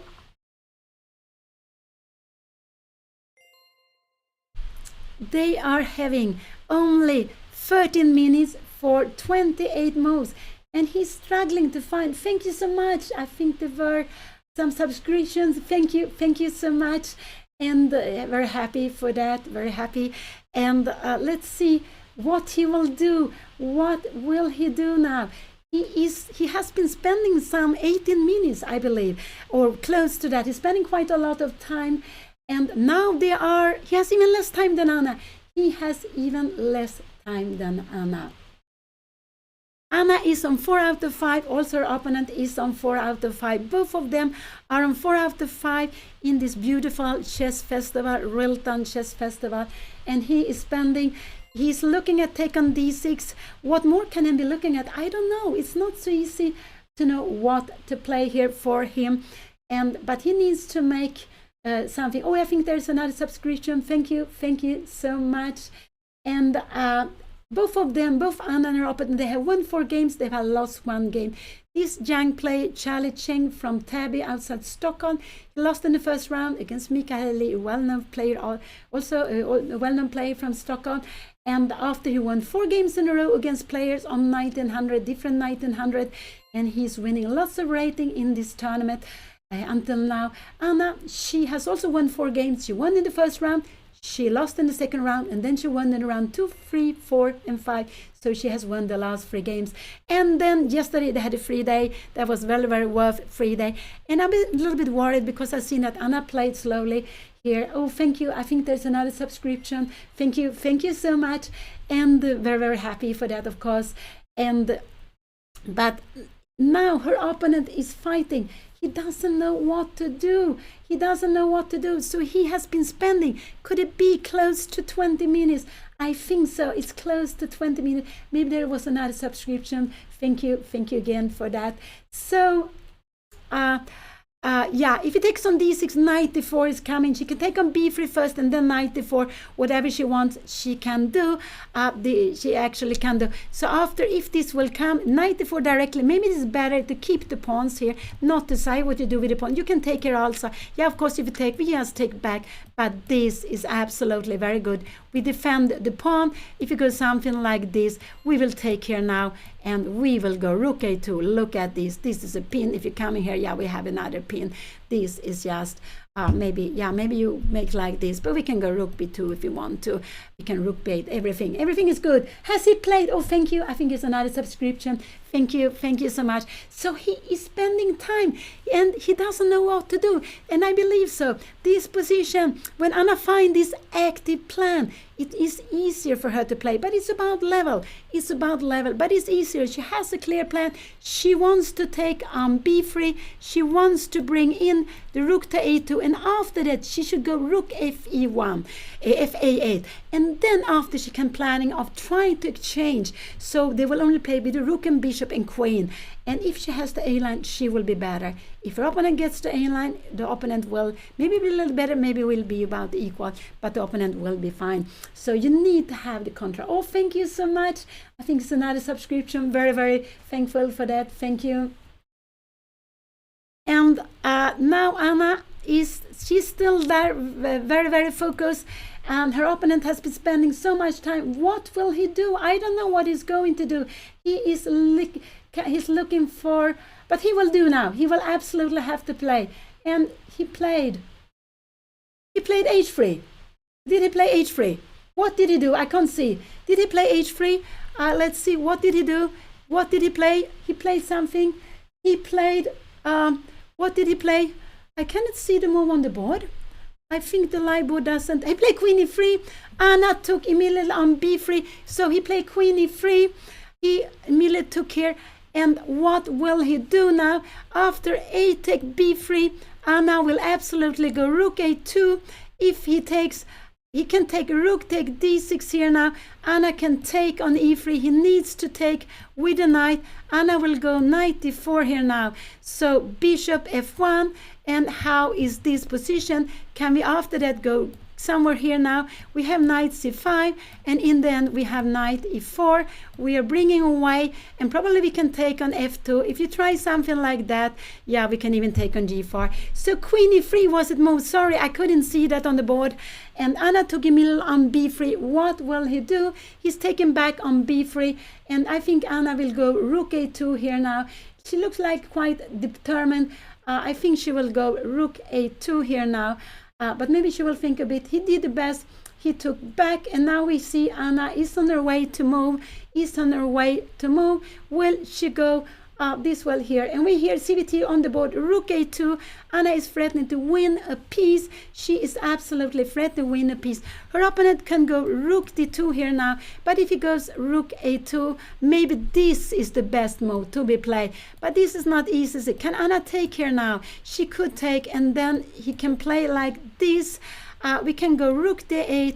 Can we take here on d8? No, you would be losing. She can go rook d8 here now. This would absolutely be fine. Can we make something like c5? No, this is not so good. What is going to happen here now? We actually have a position like this, and knight d8, and we will pick up this pawn. We have this terrible pin. But again, not easy to see. So queen e3, maybe this was a good move. It was absolutely a way of good move. So now he can take on d6. Can Anna play this move here now?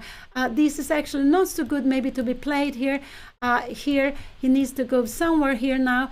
And can Anna go rook d8 here now?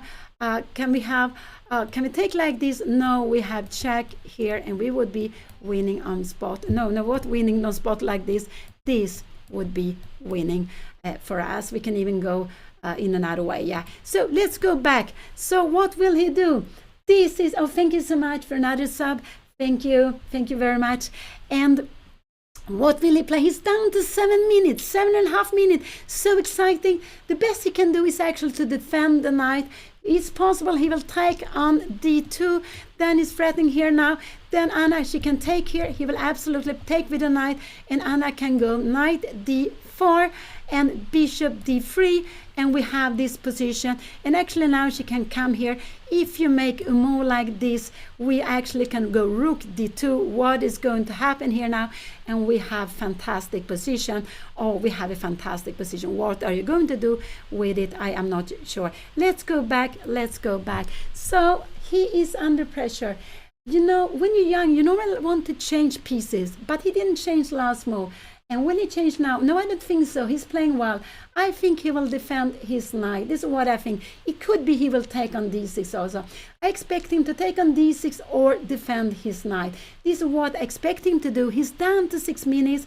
He's down. But I think he's calculating this, and he is also to defend this. One of these moves will absolutely be played. Can he go queen here now? Can he go queen here now? Actually, this is a move to be played. And after something like this, we can even go f5. Wow, what is happening? Here we have f take e4. We have some threats here now. We have knight e4. Whoa, wow, what is happening here now? Oh, this is just rushing. But lots of things can happen. So I would expect him to go. This is one move. I'm not sure what is better or here. One of these moves to be played. He can also go queen c1 here now. And now Anna could go here, but I don't think, and if he goes like this, again we have knight d4. We have knight d4 to be played. If you take like this here, you cannot take like this because we would have this in between, playing with the whole rook mark. But let's go back. This is the position at the board. We see these are looking at each other. If he takes here, it would help Anna. This pawn would become stronger. But he can play rook take d6, and then the best Anna would have is knight. After this, the best Anna has is actually to take an e3. This would be about equal. Taking like this, knight takes, and here we come. Maybe this is better, but I think this is a very natural move to be played. This is actually probably better to be played, but not so easy to do. And the reason is that we want to change the rook here now. We want to change the rook. Let's go back. How will he do? Will he take on d6? I think he will take on d6. I think so. But it's not so easy again to know what is better. And what will Anna do if he takes on d6? I'm not sure. The best is probably to take on e3, but it's not clear because he has to calculate. After this, he has to calculate 1. He also have to calculate this. And after this move, he cannot take like this. This would just be very good for Anna. This would be very good for Anna. He will get the piece back. But look at this. Here we have this tremendous. It would actually losing the game on the board. We have this. And there is no mate because bishop can take it. Let's go back. This position. Will he take on d6? Will he defend the knight? These are the things he can do. He cannot go with the knight anywhere. If he goes there, it's just getting more passive. We can take on e3. You need to take with the rook, and we bring in another piece.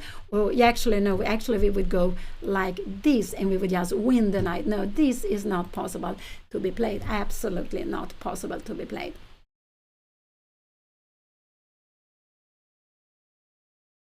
Now he's on his way to move, and it's not a surprise. He is down to 347.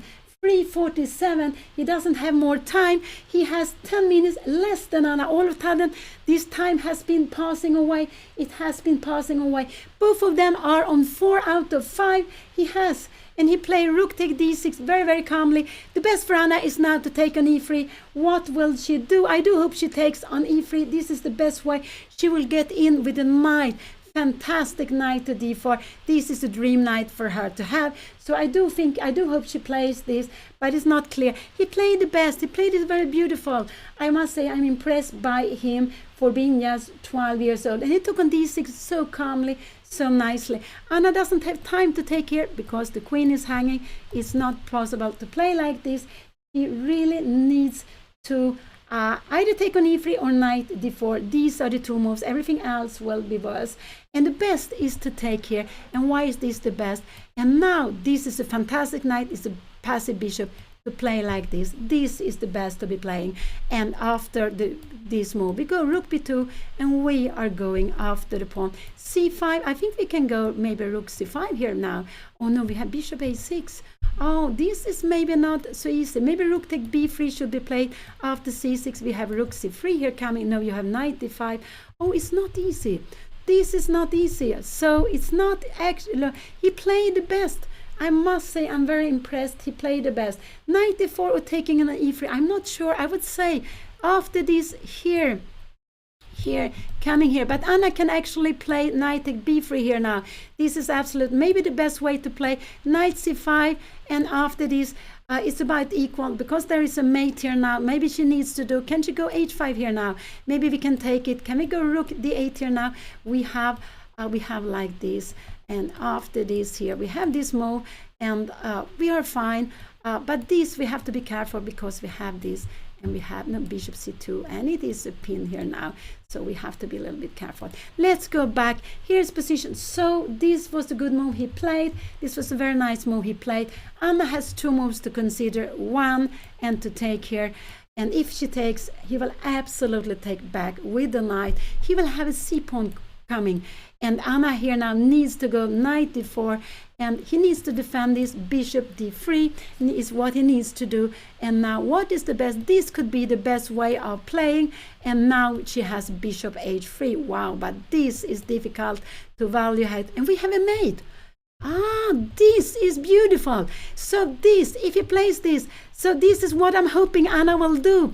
Take here and go knight d4, bishop d3, and we have h5. The idea is, if you take here, we will go bishop h3. We are having after c5, look at this, and we have rook take f4, and this mate is called the Arabic mate. There's no way to stop this. No way to stop this. So I do hope Anna take on e3, go knight d4 and h5. This is what I do hope she does, this position, but she has to consider 1 and 2. Both of them are fine. If they both play the best, it's about equal. I'm just wondering here, knight d4 here, after h5, c5 is the best move. This, I would say, would be very difficult to find.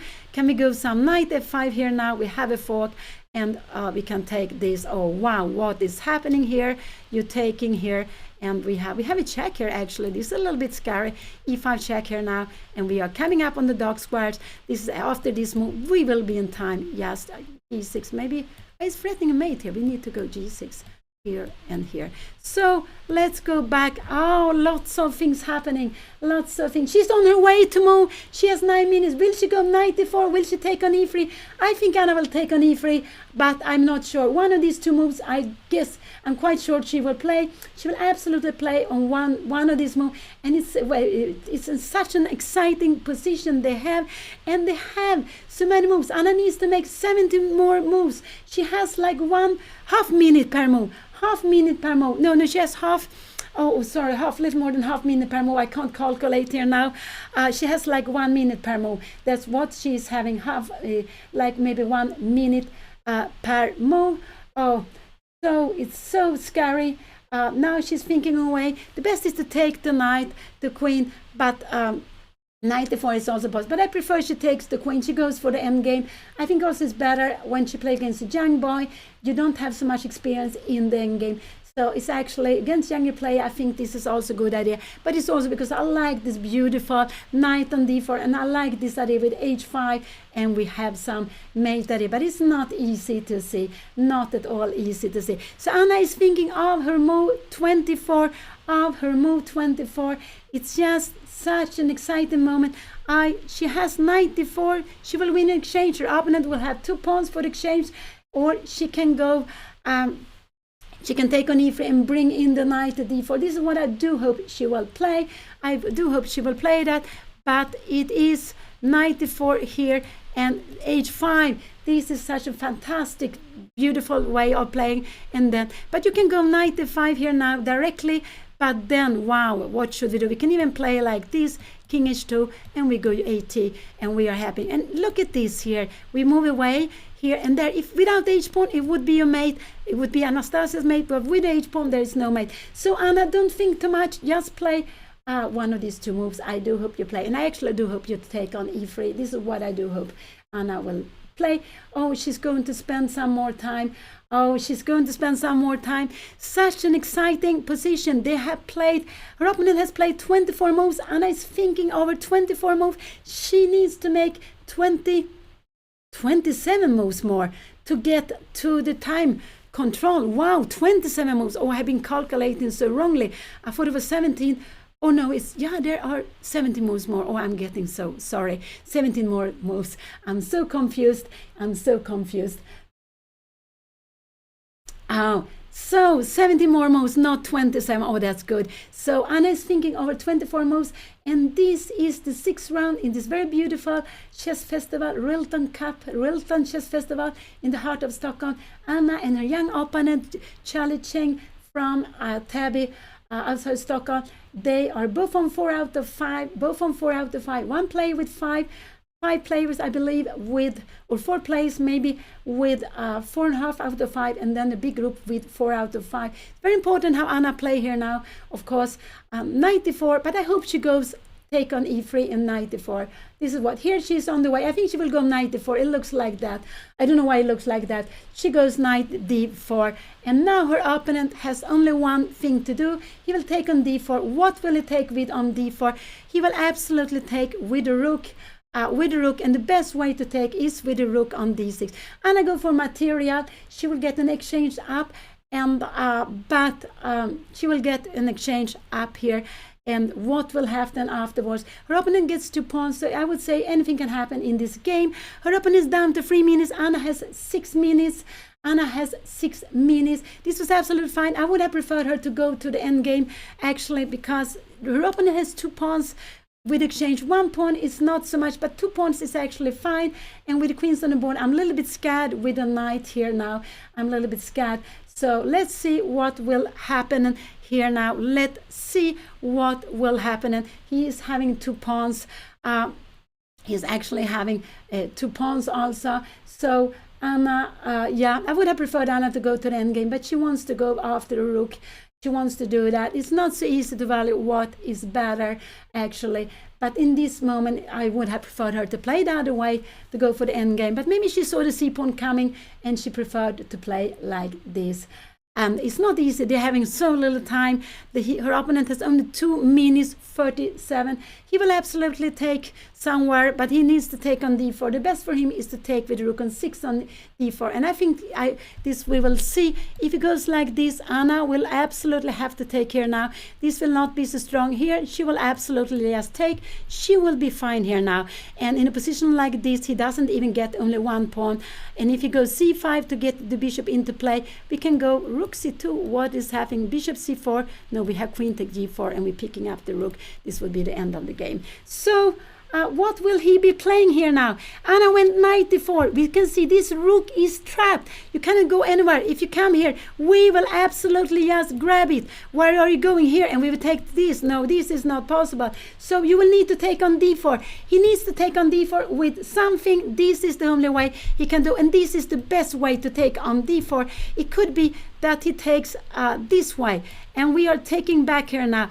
But this is the worst way of taking, and now Anna should not go for the endgame because her opponent will be better here. Her opponent will be better. So in a position like this, she needs to keep the queens on the board. She needs to play. She has pressure here on g4. This pawn should be a little bit less. She has pressure here. So he has difficulties. He will take with a rook on d4, but which rook will he take with? I'm not sure. It's not so easy. Should he keep the rook active here, or should he keep the king more safe? And he has not decided yet. He is there thinking. He's spending some time, but he has only 1 minute left. Oh, it's so exciting. I'm very happy to see that Anna has 6 minutes. She has better time, but she doesn't have so much time either. He needs to make 20, or have to calculate 26 moves. 26 moves, and he's only 1 minute. Plus the half minute you get for every move. It's not much time. It's so exciting. I would say anything can happen in this game, but I'm happy to see Anna is. And what did he do? He's going to take on d4. We can see it. And he took with the knight. This is a mistake. He took with knight. Anna took on d6 immediately. He took on d6 immediately. And now what he wants to do is he wants to go queen f5. Now Anna needs to go queen e7. He wants to take on g7. And now Anna, because the idea is after this, We will have a perpetual. This is his plan. He's going knight f5 will absolutely be on board. And now Anna can go everywhere she wants to. But I like to have this move. And that is, if queen d5, we will go f6. Everything is planned. F6, no, we can actually just take here. If you do something like that, you're threatening f6, we have time for h6. You're going away somewhere. We will just grab the bishop. Oh, so he played for this, and now Anna needs to move. What has she played? She has played somewhere. She played queen c7. I like this move. She played, and if she comes here, she can even go here. He can go queen g5 now. What will happen? She needs to go f6. Check here and here. And when it takes here, she will get the 2 rooks to the 7th. She will get the 2 rooks to the 7th. You remember, these are very, very strong. The 2 rooks to the 7th. This is fantastic for Anna to play. You can give a check here now, but we can actually just go back. You are coming back here now, and we can, I'm not sure what we'll do. I'm getting so excited, but it's just very good. So I think we will see knight take g7. I think we will see knight take g7. Anna is planning to take on f5. She's planning to take on f5. If he plays this move, I think we will see f6 here on the board. He needs to come back. Has he played? He took on g7. He played this move, take on g7. Anna can now play.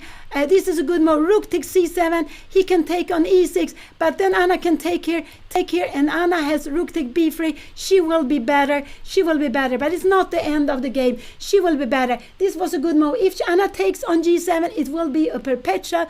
Will she do that? Will she takes on g7? She can take on e2. This is a very good move, because if you take here, we will just grab this. It's no perpetual. We have a piece up. So rook take e2 is a good move. But Anna needs to calculate that this f6, there is only 98. Yeah, that would actually be worse. Knight took e6 here, that she is absolutely fine here now with rook take f2.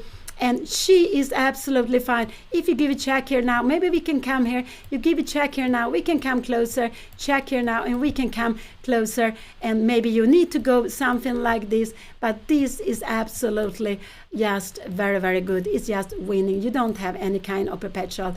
Let's go back. This is position. What will Anna do here now? She cannot go f6, but rook take e2 is a very good move. Rook take e2 is a very good move. Could be good that Anna will go queen e7. Queen a7 is also a good move to be played, but not so good. If Anna go queen e7, no, we go knight f5, knight h5, we will be winning. No, this is not good. Then I prefer her to take on g7.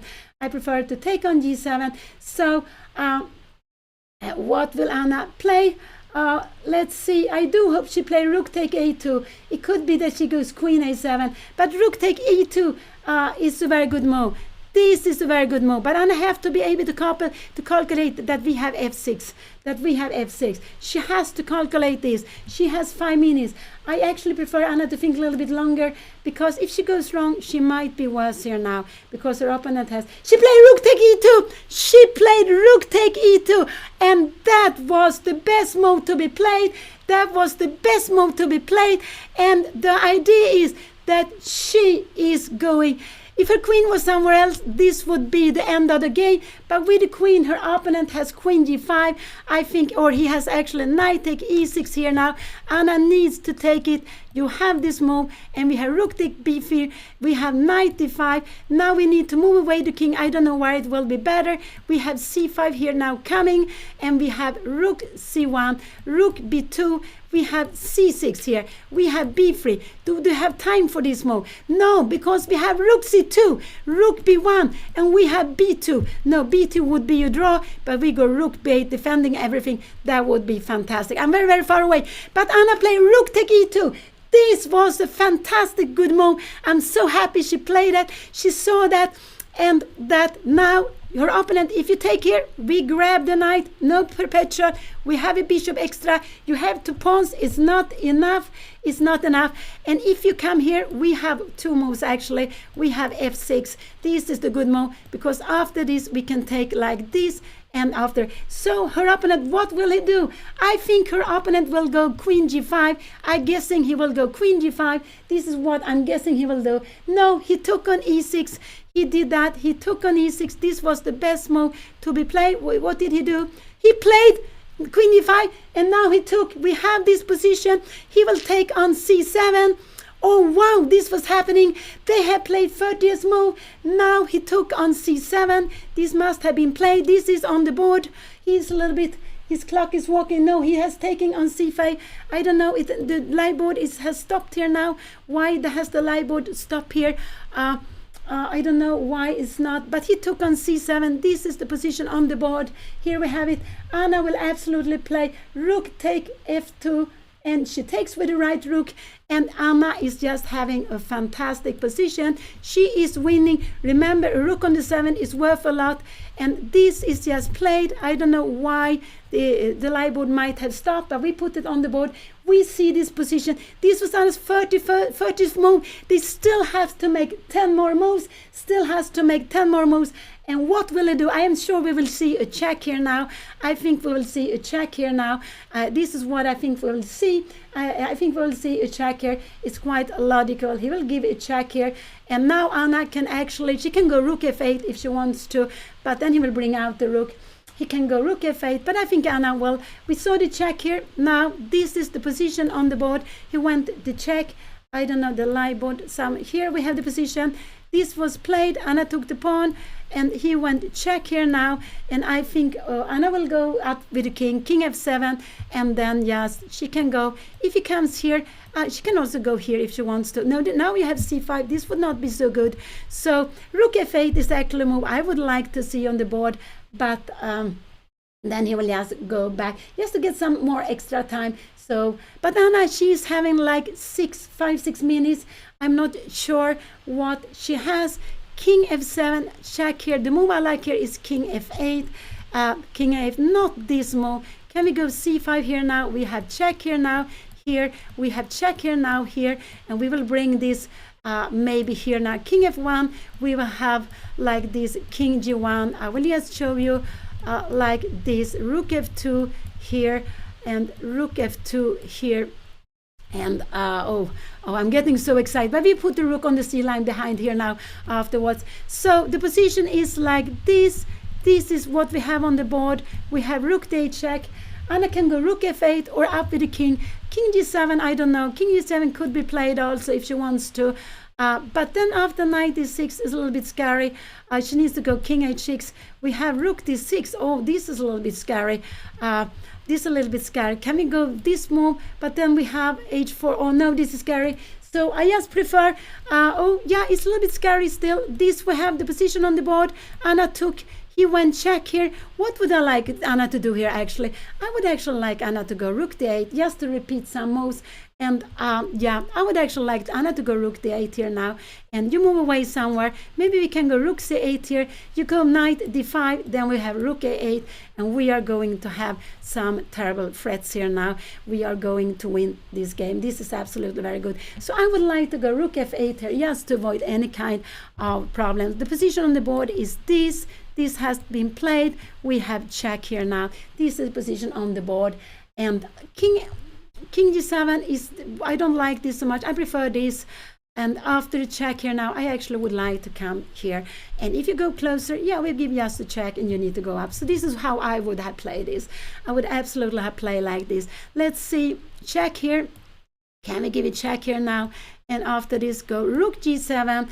But here, after this, king f2, check here now. After this move, can we go something like rook b2? Yes, because after check here, I will escape. There will not be more checks. I will just go here, and this is just winning is going to be made. So this is what I hope Anna do. That this is position we have on the board. This was played. I don't know the clock actually. This position on the board. I do hope that Anna will go king f7 and king f8. This is what I hope she will do. She went king closer. Did she do that? She played this. I cannot see here now. This was played. She went here now. I think she went king f7, a white square. If he goes down, I hope Anna will just go down with the king. He will absolutely give a check here now. I think so. If she try, what will he do? I think he will give a check, and then I just like the king to f8. I like the king to f8. This is what I like to do. Here we have the check. He went here we have the check. And now I prefer Anna to go king f8. Will she keep the rook? Because the rook and the knight is not so good together. They are not so good together. Let's see if Anna will do the best move. I don't want her to go up here now. I really don't want her to go up here now. This will a little bit scare me. So here we have, here's the position. What do we have? No, we don't have this on the board. This has been played here. Check here now, here, and check. We have this position on the board. I prefer Anna to go king f8, to going down is no problem. Knight and rook are not so dangerous, so I do hope she will go down with the queen, king. That is absolutely the best she can do. King f8. Will she go king f8?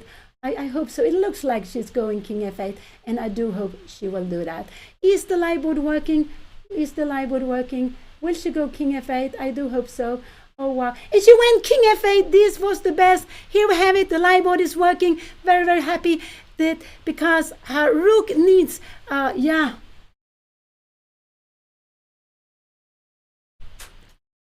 What will her opponent play here now? He will try to look for some perpetual, but it's not so easy to get the perpetual here now. It's not easy at all, and Anna is having two rooks. He can absolutely play this move, and I think this is what we're going to see on the board. I think this is what we're going to see on the board here in this position.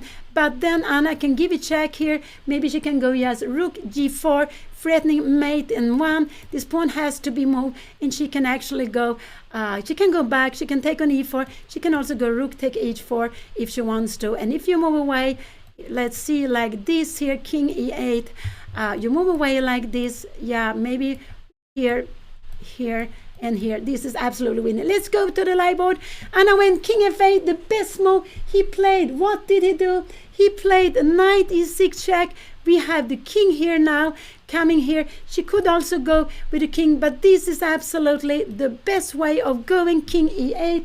She is playing, so he will take now. He will absolutely take on h7, and after that, Anna, he will absolutely take on h7. After that, now, because this is what happened. We see the lie board. He's taking on h7. I don't know how many. Anna has about 3 minutes. Now I like Anna to go.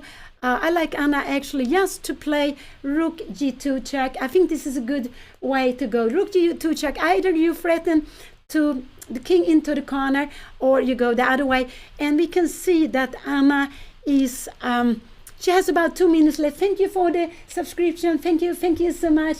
And Anna is just having very good position with the two rooks coming down here. Can she play something slowly? She can actually go rook b2 here if she wants to.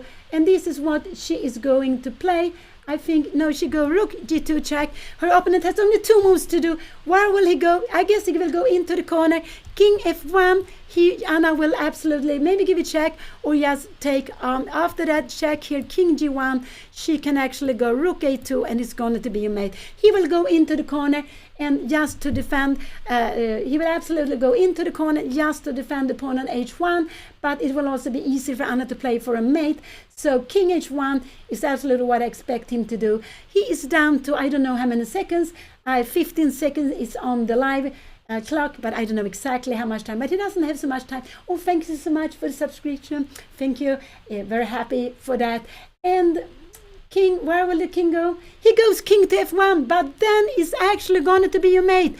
Anna has the check. She can bring away the king. She is threatened mate here now. After king f1, she can actually go rook here, and there's no way to stop the mate. No way to stop the mate. So let's see, will Anna take on h2? But I like the rook to f2 check and play for mate here. Now this is actually what I would like to. 1 rook on the 7 is very strong. 2 rooks on the 7 is just fantastic, and this is what Anna has. Her opponent has a knight and a rook also on the 7, but the knight and rook is not so good. I think we will see rook we will see a check here now. Here we see it on the board. The best move, her opponent has only one move to do. You see how they are writing down the score sheet. Thank you again for the sub. Thank you so much. And her opponent can only do one thing, but you can see how they are writing down the moves. They need to do it. We have someone else watching this exciting game. I think Anna will move away the rook very far away to b2 or a2. Yes, very far away. I think she's actually playing for mate now. She has 2 rooks, and her opponent will give some checks, but Anna will just run away with it. She will absolutely run away. So I think we will see rook a2 here now. This is what I think she will do. Yes, to play for mate. She's down to 2 minutes. Oh, Anna has more time than her opponent. There are still 5 more moves for Anna to make. This is the 36th move. There's still 5 more moves to make. Anna looks quite relaxed. But away with the rook, and we have these 2 rooks. I remember a friend of mine when she was teaching Anna as a young kid, these 2 rooks mate, she called it. And here we see the move. Rook is going, and I think it will go all the way to b2, So now it is she's threatening mate in one. This is one way, and also this one. And my friend Marianne, she called it I think she called it the Chinese wall, actually. I hadn't heard his name before, but I think she called it the Chinese wall. I think these 2 maybe 2 rooks has lots of different names, but that is the name I remember when she was teaching Anna as a very young girl to make this mate with the 2 rooks. He went king f1. Now we will see the rook to c2. We will absolutely see the rook g to c2. So Anna will give a mate, no check. The rook will just go to c2. And then how is he going to avoid the mate? Anna is threatening mate in one with one of the 2 rooks. And he can give some checks, but he cannot stop the mate. It's going to be mate here now. It's going to mate. He can beat the checks. He keeps Anna's king on the last rank, but in the end, there will be no checks. Absolutely no checks. He can make a lot of checks. Anna will just walk away, and in the end, there are no more checks. It's going to be a mate. Oh, it's going to be a mate, and they have made. There's still 3 more moves to make. Her opponent will absolutely give a check with a knight. He will give a check with the knight. If he gives with the rook, Anna will just, go up. So let's see what's happening here on the board. No, he resigned. Anna won. Wow, what a fight. What a drama in the time control. But Anna was the one who was more keeping control of the position. She played this knight d4. Her opponent took on d4, but with the wrong piece. He sacrificed the knight. Anna was she didn't take the knight. It would have been a perpetua. She took on e2, and in the end we saw the 2 rooks against knight and rook, and the 2 rooks so strong. The rooks on 7. That is absolutely winning. So Anna, she won. She's up on 5 out of 6. 5 out of 6. She's going up 5 out of 6 in RILTON under 2200.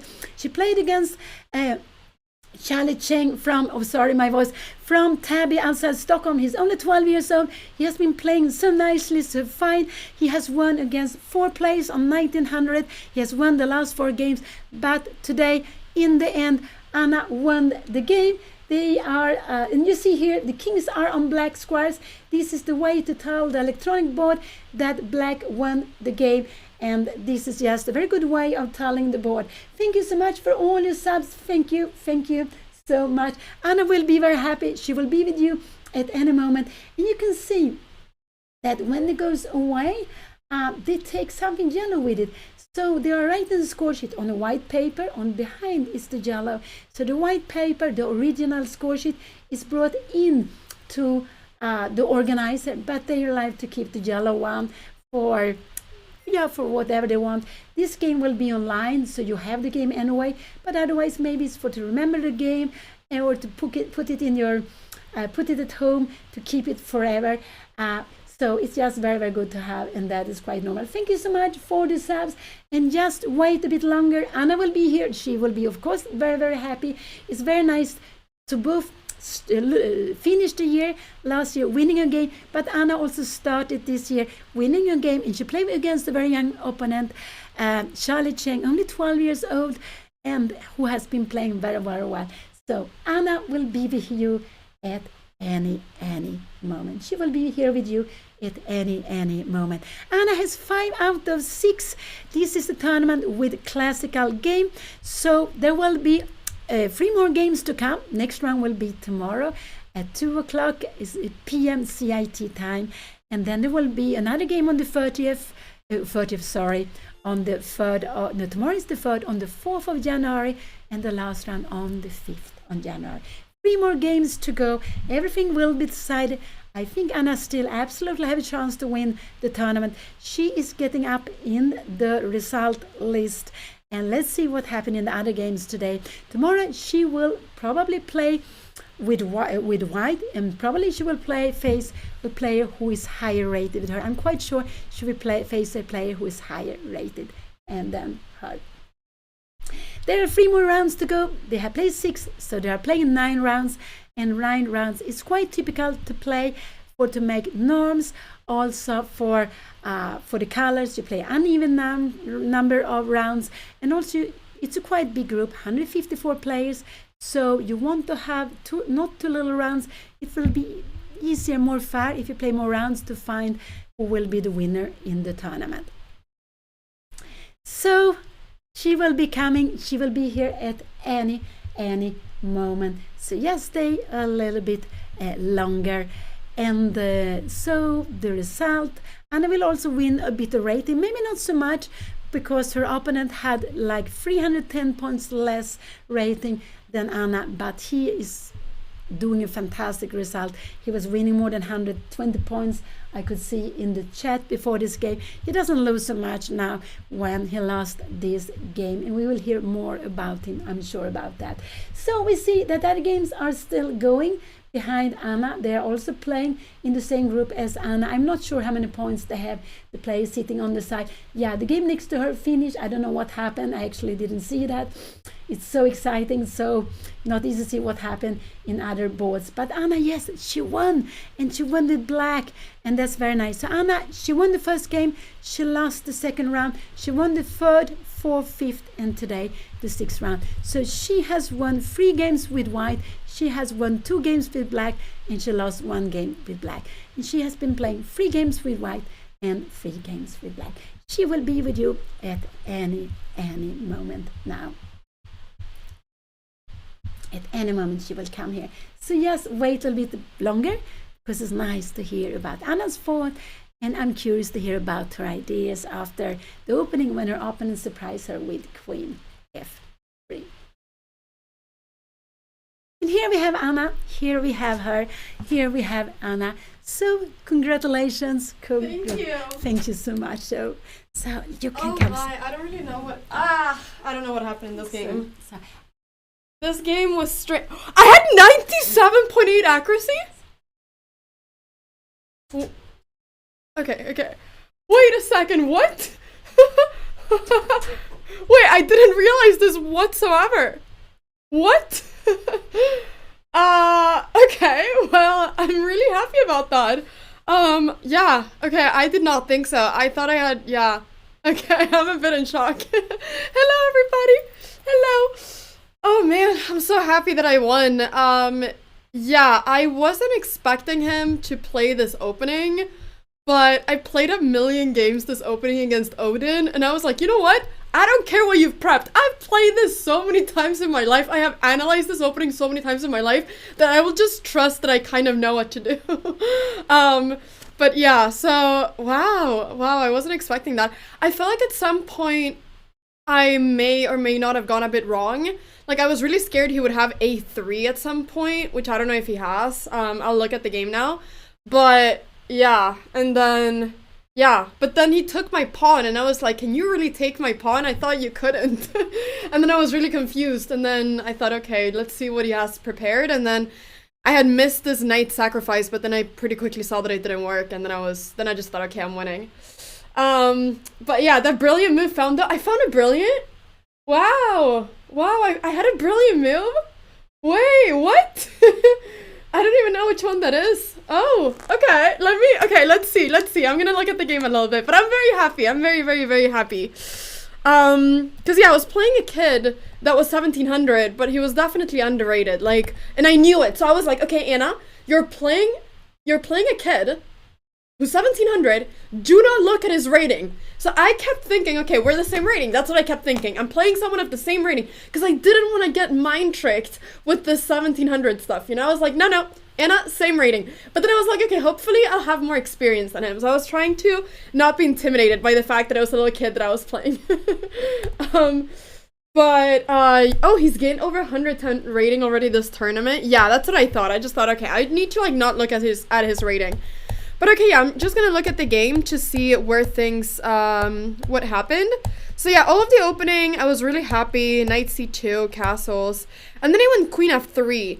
And I haven't played against queen f3 before. So here I started thinking, because the thing was that I wanted to play bishop g5. I wanted to place my bishop here, but then I was like, what happens if h4, bishop h6, g4, bishop f4, and bishop e2?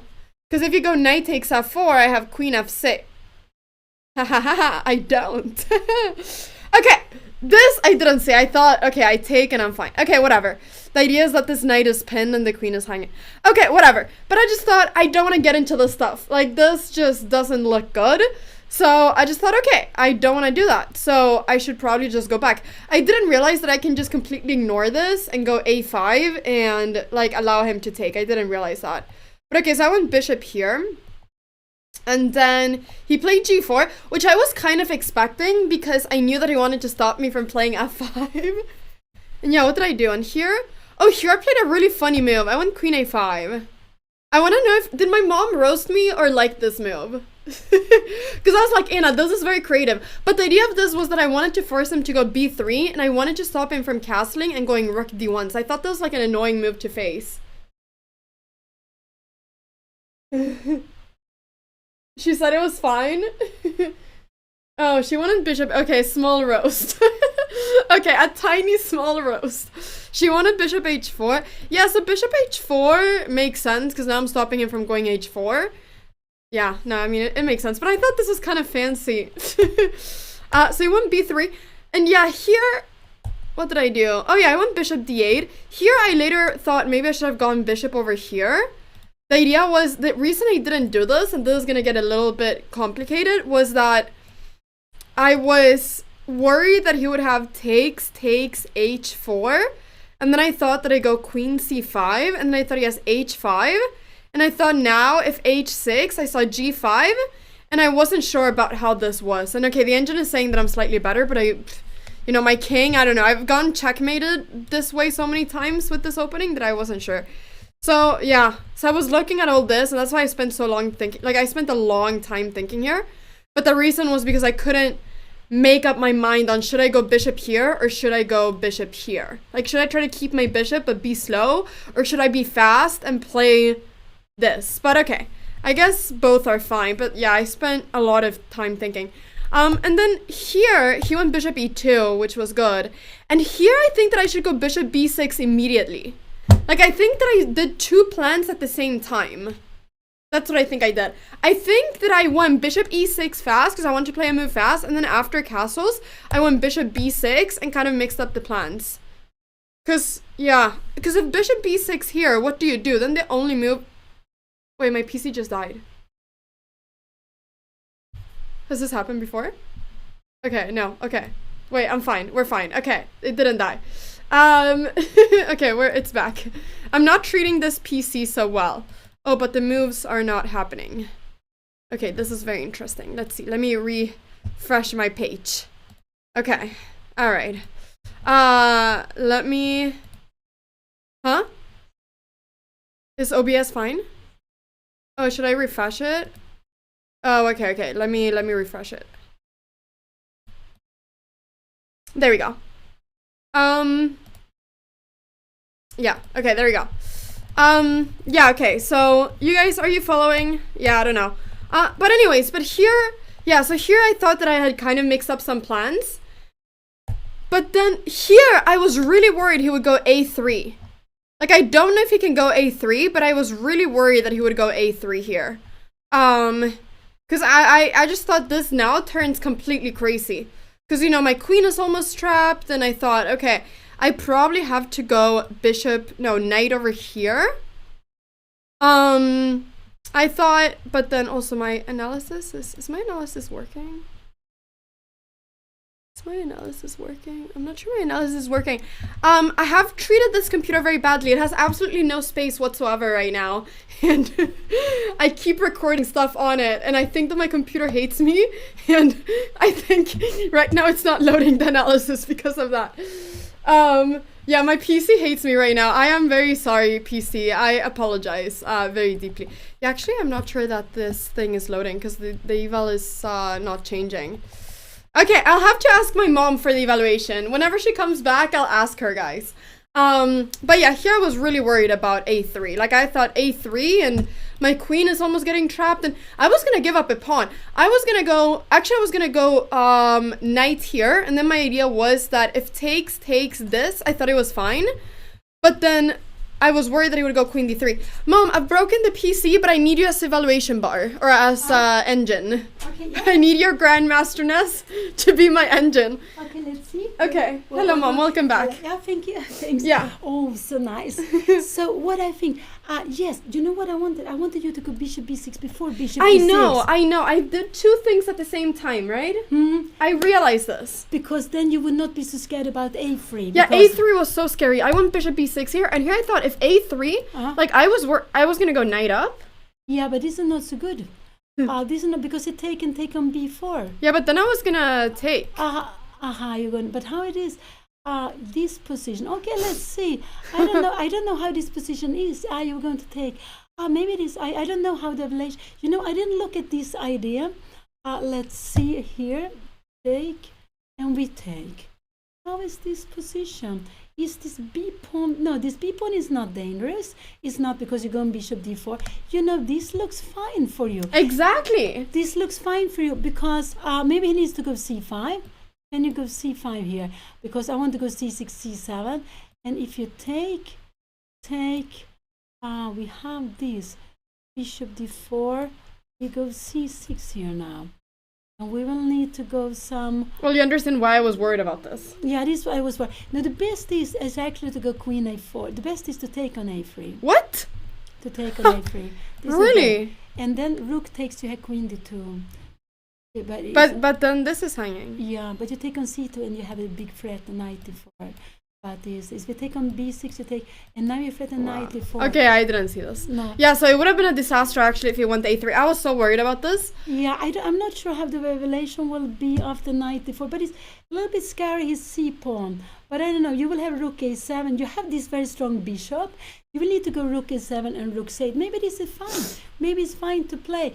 It's very difficult when they're in balanced position, when to know, is it better to play with the queen or is it better to play with the two rooks? It's not easy. And in general, with the queen, you want to have a king to attack. Yeah. But your king is very safe. You don't have a king to attack here, so there's no problem with the king. The only problem is the c pawn. So if you would play bishop d4 directly back, you would absolutely be fine. And I cannot see that how he can attack your... maybe he can force you maybe somehow...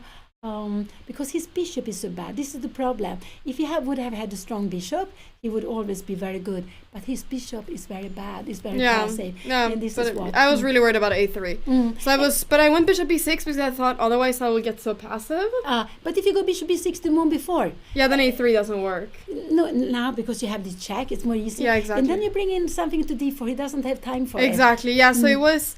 Yeah, it was a mistake for me to do it this way. But okay, and queen c5 I think is bad too. No, it's very good.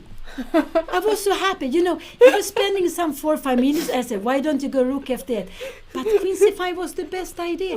Instead of defending, you went for activity. I didn't see that first. I was also thinking, rook f8, why you don't play? No, queen c5 was very good. Okay. This was fantastic, very good. Because the rook is worse on d8. Yeah, that's what I thought. So it's worse on d8 than f8. And here I got so happy. At first I was like, oh my... I was actually so happy when he took my b6 bishop, because then I thought, okay, now there's no a3. My queen is safe. Yeah. I'll just defend. Like, I thought, okay, now I'm not losing on, like, you know. Yeah, I was actually thinking the same. I was worried about a3 because I knew it was not easy for you to go there.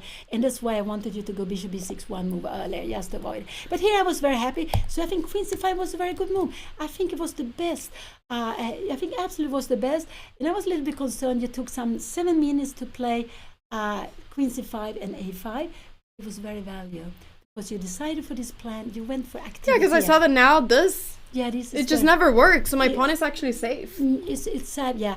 After later, this queen e3 is a fine move he played. Takes and I thought he was gonna go rook d2, and then I was gonna go h6.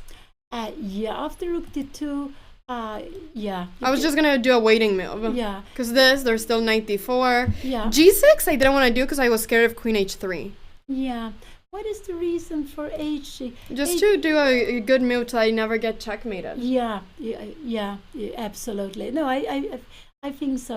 I was even looking at ideas of going h5 and f5, but I know it's a bit crazy. It's a bit crazy. And what happened is, sometimes it works, but also what happened is that you also open up for this bishop. Yeah, I know. So let this pawn stay there on yeah, on that's the what I white thought. side. So I was going to do this. I think h6 is absolutely fine to be played. I think so. Yeah. So I don't know if there was something else. But then I thought, okay, what is he going to do? Like, he also has a waiting position. Is he going to go king g2? Okay, then I'll start activating my pieces. Yeah, because actually your plan is you want to exchange one of the rooks and you want to stay on the H line. This is just very, very good for you. On the A line, you want to have the control of the A line with the rook, and then maybe change another rook. So yeah, if it doesn't do anything, you can go rook 8. You can even carefully, maybe you can start doubling with rook b2 sometimes. But yeah, that's what I was thinking. But I thought first I just want to not get, just be safe. Yeah, no, it's good to give air. Because if you ever go g5, I'll just take and then take. Yeah, it's actually. But you actually, sometimes you can also take on e3 if you go rook d2. Maybe you can take on e3. What is it going to take back with after this? Well, I thought pawn, and now this is not a threat because I can't go here anymore.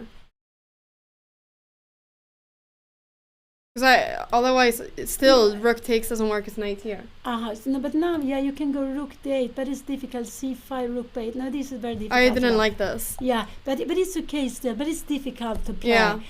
But he played this. Now you could also go take on e3. Yeah, that's why I spent some minutes calculating. First, I was just gonna go knight d4, and I was like, okay, I don't see what he's trying to do. But then I thought, okay, is it better to take on e3? And then I thought, okay, takes knight d4. This what I like. Yeah, knight e4 and bishop f1. Bishop d3 is probably better. Bishop f1. If you go here, but okay, bishop f1 he can go, and after bishop f1, maybe you take on b3, knight c5. You will grab on e4. You're a little bit. I know, but I just thought I'm winning an exchange. Yeah, but he has 2 pawns.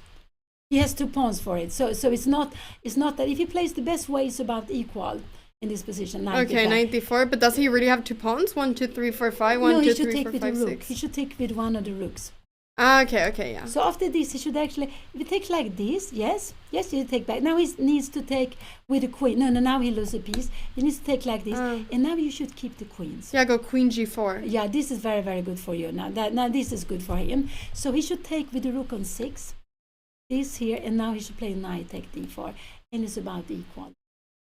Okay, but I think it's easier for me to play now. What if I go rook d8? Yeah, he will just try. I guess he will put his king a little safer. I don't know, bishop f3 maybe, and then try to go up with the king. And he will, he will defend everything. You can't attack b3. It's not so easy for you to do something. And he's planning slowly to go e5, bishop d5. So maybe it's equal. The best move is actually rook a8. I think the idea is just to go rook a1 to exchange one rook. So rook a8 is actually the best move. Okay. But it's not easy. It's about equal this position. Yeah, I looked at queen takes e3, but I just thought, okay, this just looks so good. And yeah. But okay, here I thought, oh yeah, rook takes e2. It's a very good move. Wow. That's a brilliant. Yeah. It's a brilliancy. Yeah. Okay, but yeah, I mean, when you went knight takes g7, I thought there's no way this works.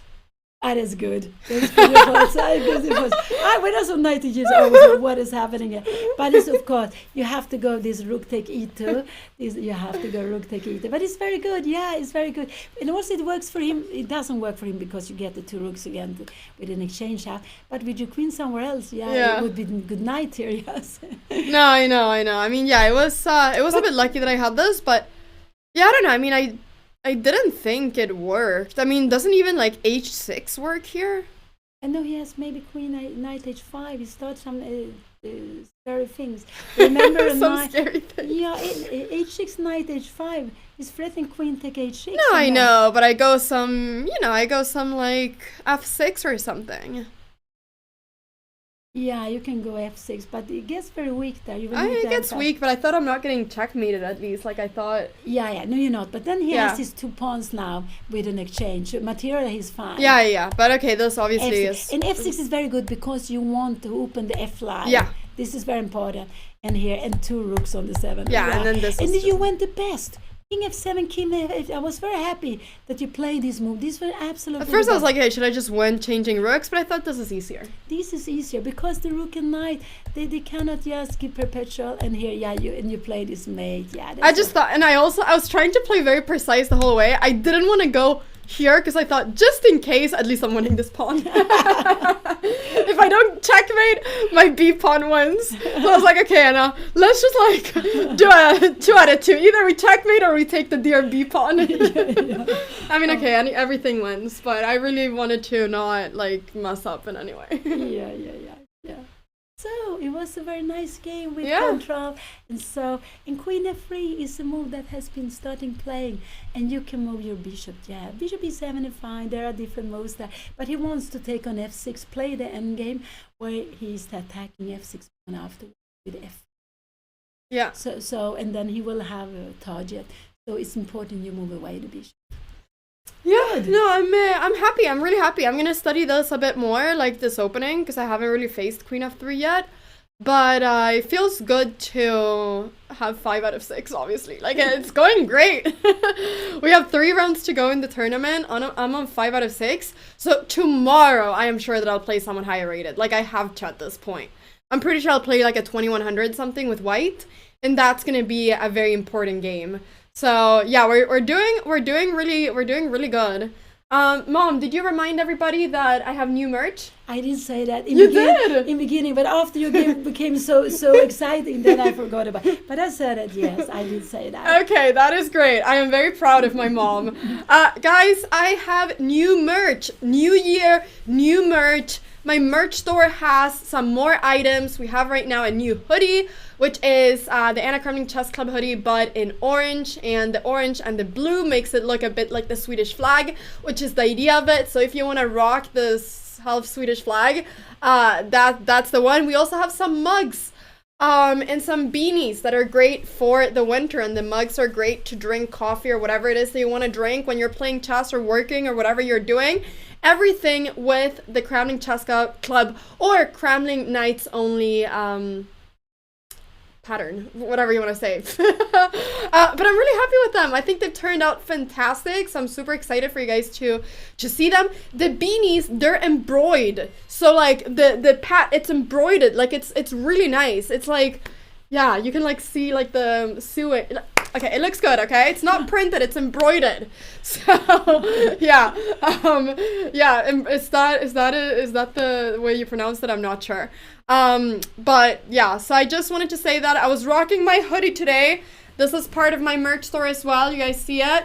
You see the back? Yes? My dad, he got one for Christmas too. He's been rocking it this tournament. So check it out, !merch or annacramling.com. That's where you guys can get the merch. We also have a new email, which is Anna C merch, which is really exciting. So yeah, very fun.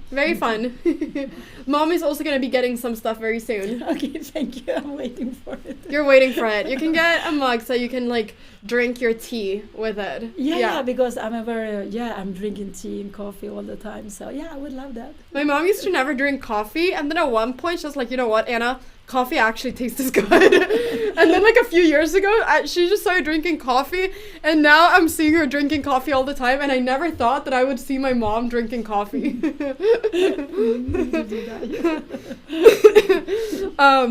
But yeah, so very exciting. I'm really happy about this game. I'm going to be getting some dinner and preparing for tomorrow.